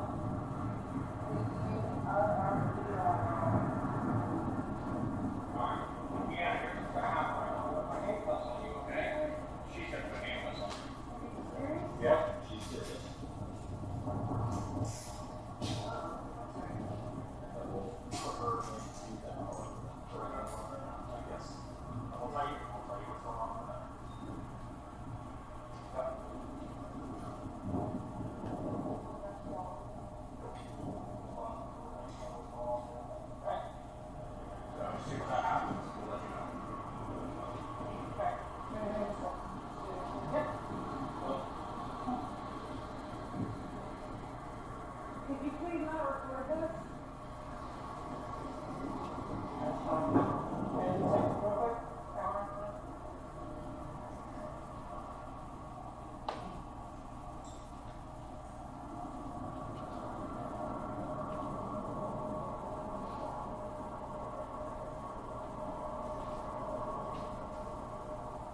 Just taking this off. Alright. You're not going to try to level the house out already, because I'm going to make a fighter for you to be a problem now, but they have to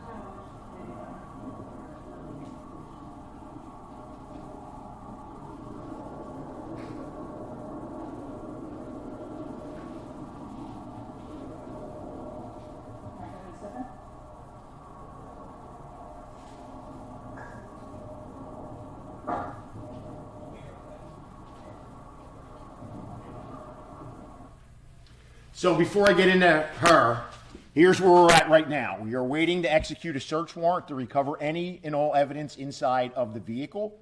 We have been in contact with the state attorney's office since this has occurred. We are in the process of getting video from Metz's bar that shows her in there drinking. Once all of those things come together, we're going to go, the state attorney already knows, we're going back and asking for a warrant for vehicular homicide and no bond. We asked for it last night and we were turned down. They wanted more information. We've gone out today and gotten more information to do that. She was Baker acted because she had made statements about wanting to take her own life. As far as I can tell right now, she still is in Baker Act custody. She is 35 years old. She has no real criminal history. She has a risk protection order out on her from 2025, basically where she's not allowed to possess firearms. The address that she gives us is a state park, which is where she lives, in a state park. And that's where we are at. I think the thing to take away is you're here and you're gone.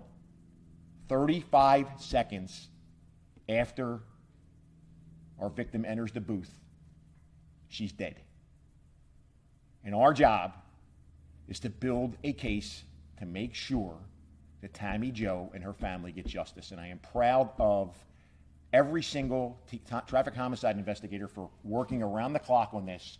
And I'm also really proud of the lifeguards and the EMTs who were there to do their job as the best they can in horrific situation, just horrific. Nobody's going to survive that. And they did their best. So, what he's got? What did her blood alcohol content? We have no idea. No idea. God knows when we'll get it back. And that's when you investigate traffic homicides, there's a lot that's still going on. Blood alcohol is number one. The other thing is the condition of the vehicle. Was there a mechanical failure in that vehicle that the defense is going to say, well, the brakes didn't work or the accelerator was broke or whatever to try to mitigate this? That has to be done. Those two things alone take time on top of everything else. Tammy was turning 63 this month, right? Her birthday was June 16th. She would have turned 63 on June 16th. You obviously got calls 10 minutes before this happened. Did any deputies spot her before? Well, I think the question would be, that's city limits. Nobody spotted her. Like if somebody had spotted her. If they would have spotted her and pulled her over, she would have been locked up for DUI and somebody would be alive. But, you know, there's a 5-minute or 7-minute window up there, and you probably shave off another 3 minutes by the time the call got dispatched, so you're looking at maybe 3 to 4 minutes after those calls had come in. What additional charges should you be looking at if that results in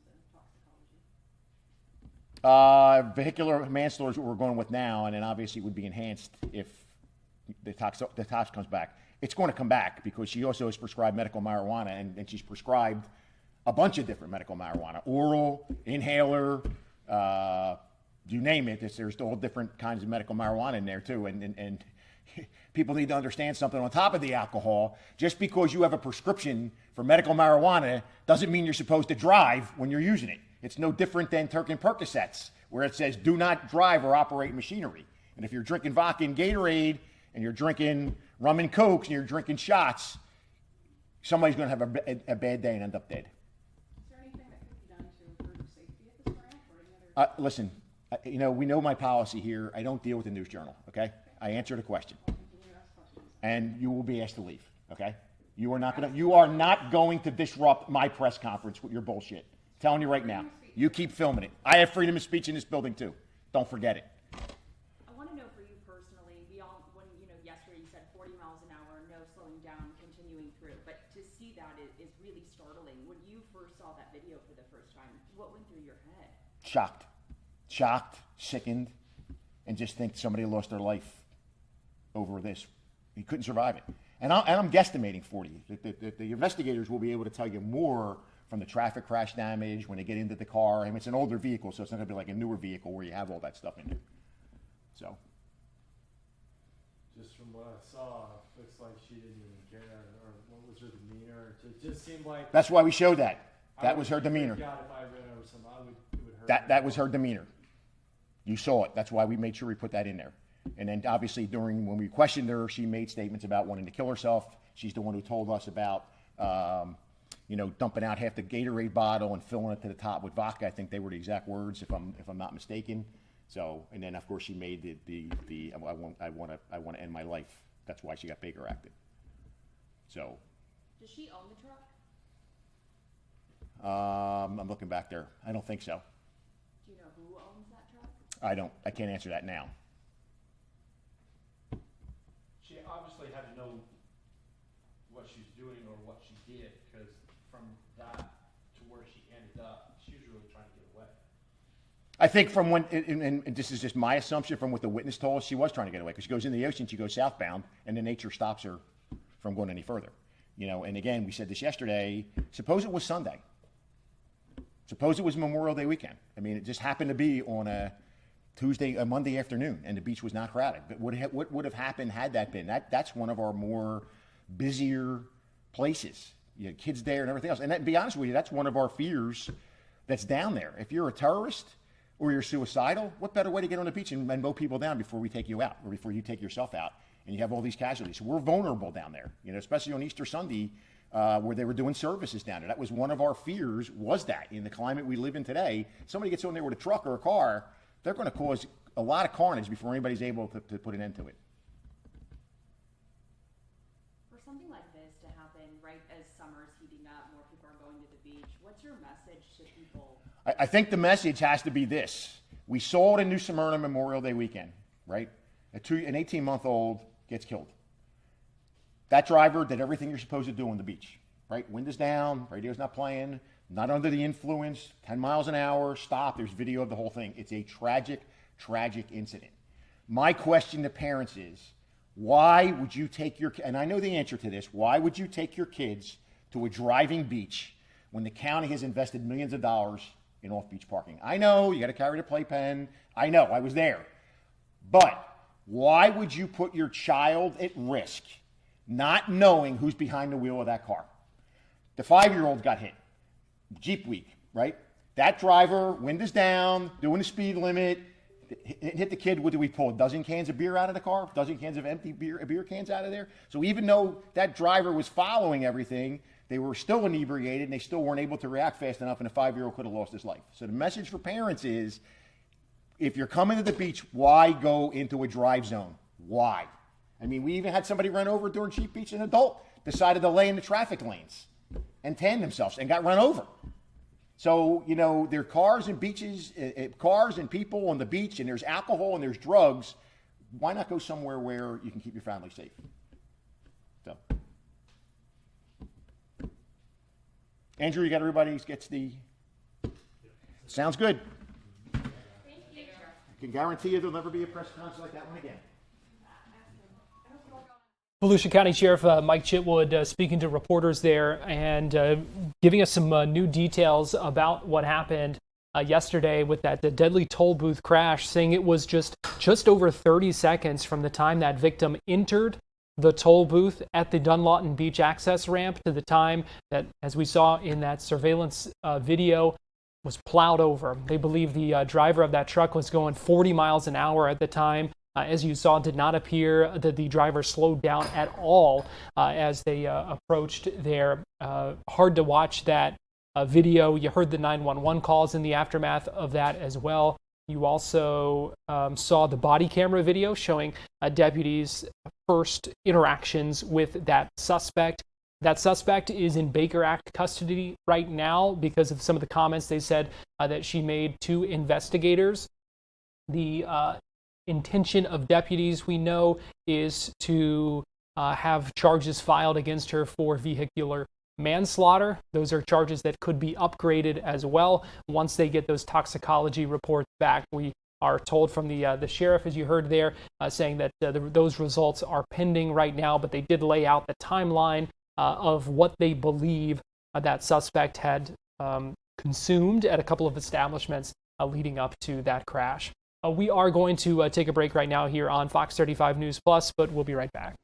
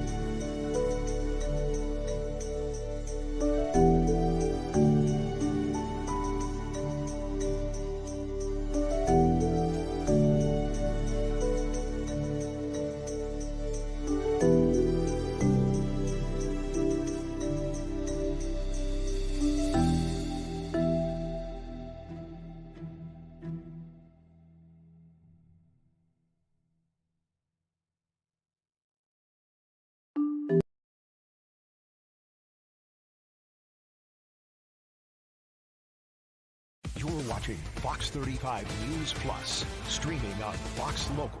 Welcome back into Fox 35 News Plus. Garrett Weimer here. Thanks for joining us. Just a few more minutes with you here for Fox 35 News Plus. I want to get you inside this hearing that we took a look at a little bit ago. We are hearing some testimony from Department of Homeland Security Secretary Markwayne Mullin facing some tough questions right now. Let's go ahead and listen in live. Exact same thing that I am saying. This is a really important discussion for us to have, because this is, whether you want to believe it or not, at the root of our disagreement, is that it is very hard for us to figure out how to fund an agency that is violating the law. Again, that's not me saying it. That's a Republican-appointed federal judge. Now, this widespread violation of court orders admittedly largely happened before you got on the job. And as a senator, you always struck me as somebody who cared about the rule of law. And so maybe the easiest question is this. When DHS gets a court order telling them that something they are doing is either illegal and unconstitutional, prior to you taking office, the approach was to ignore that court order. That's what this judge is saying. 94 times you got a court order, you didn't implement it. Now that you are on the job, can you commit to us that if a court judges something ICE is doing, something DHS is doing as illegal, unconstitutional, tells you to stop, that you will comply with the court order? Ranking Member Murphy, I will tell you that we will never break the Constitution, and we're not going to break the law, but we're going to enforce our nation's laws. And we're going to enforce the laws that you guys passed and that we implement. We will never go outside that, and if we do, we'll hold each other accountable for that. But that doesn't sound like the same thing as committing that you will obey a court order. Obviously, the entire structure of the federal government gives the power to the federal courts to divine whether you are obeying the law or not. I mean, I think it's an easy thing to say. Will you or will you not implement court orders? If we didn't think courts were politicized, then I would probably be able to answer that. But we see courts over and over again that use their bench for their political opinion, not just the rule of law. And we can see that because we see how many times they're overturned. I didn't say court orders you obey based upon whether you believe that what I said to be political. Don't put words in my mouth. What are you saying then? What I'm saying is we'll enforce the law and we're never going to break the Constitution. You just said that you will not follow every court order because you Chris, Senator, don't start putting words in my mouth. That's not what I said. I said I will never break the Constitution. We're going to enforce the law. Will you implement court orders when they tell you to stop? And you're making an assumption on court orders I haven't seen. Will you or will you not? I am going to enforce the law, and I'll never break the Constitution. I think, listen, if you're a Republican or a Democrat on this committee, you should be really freaked out. We should be really concerned about the rulings that come out of the courts and how often they get overturned. It falls apart if you are telling me that they fall apart when you have a judge that makes a political opinion from a bench and they're outside the law too. Not all judges are above the law, but sometimes they think they are. That's why we see lower courts get overturned by higher courts constantly. Let me ask you about what's happening in Delaney Hall. You said that detainees are protesting there because they want their, quote, ethnic food. I have 3 official letters that were sent to the administration from about 300 detainees there.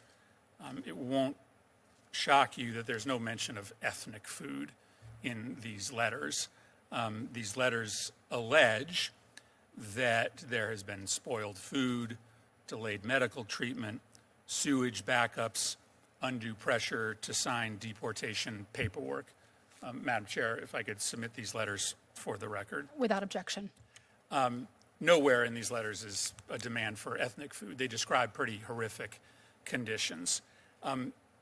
This administration has defunded the ombudsman, the independent office that used to exist inside DHS that would do an independent investigation of claims like this.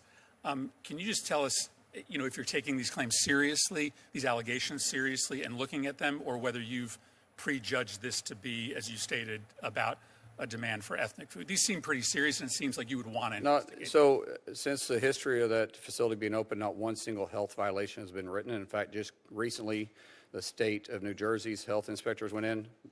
They didn't find one single violation.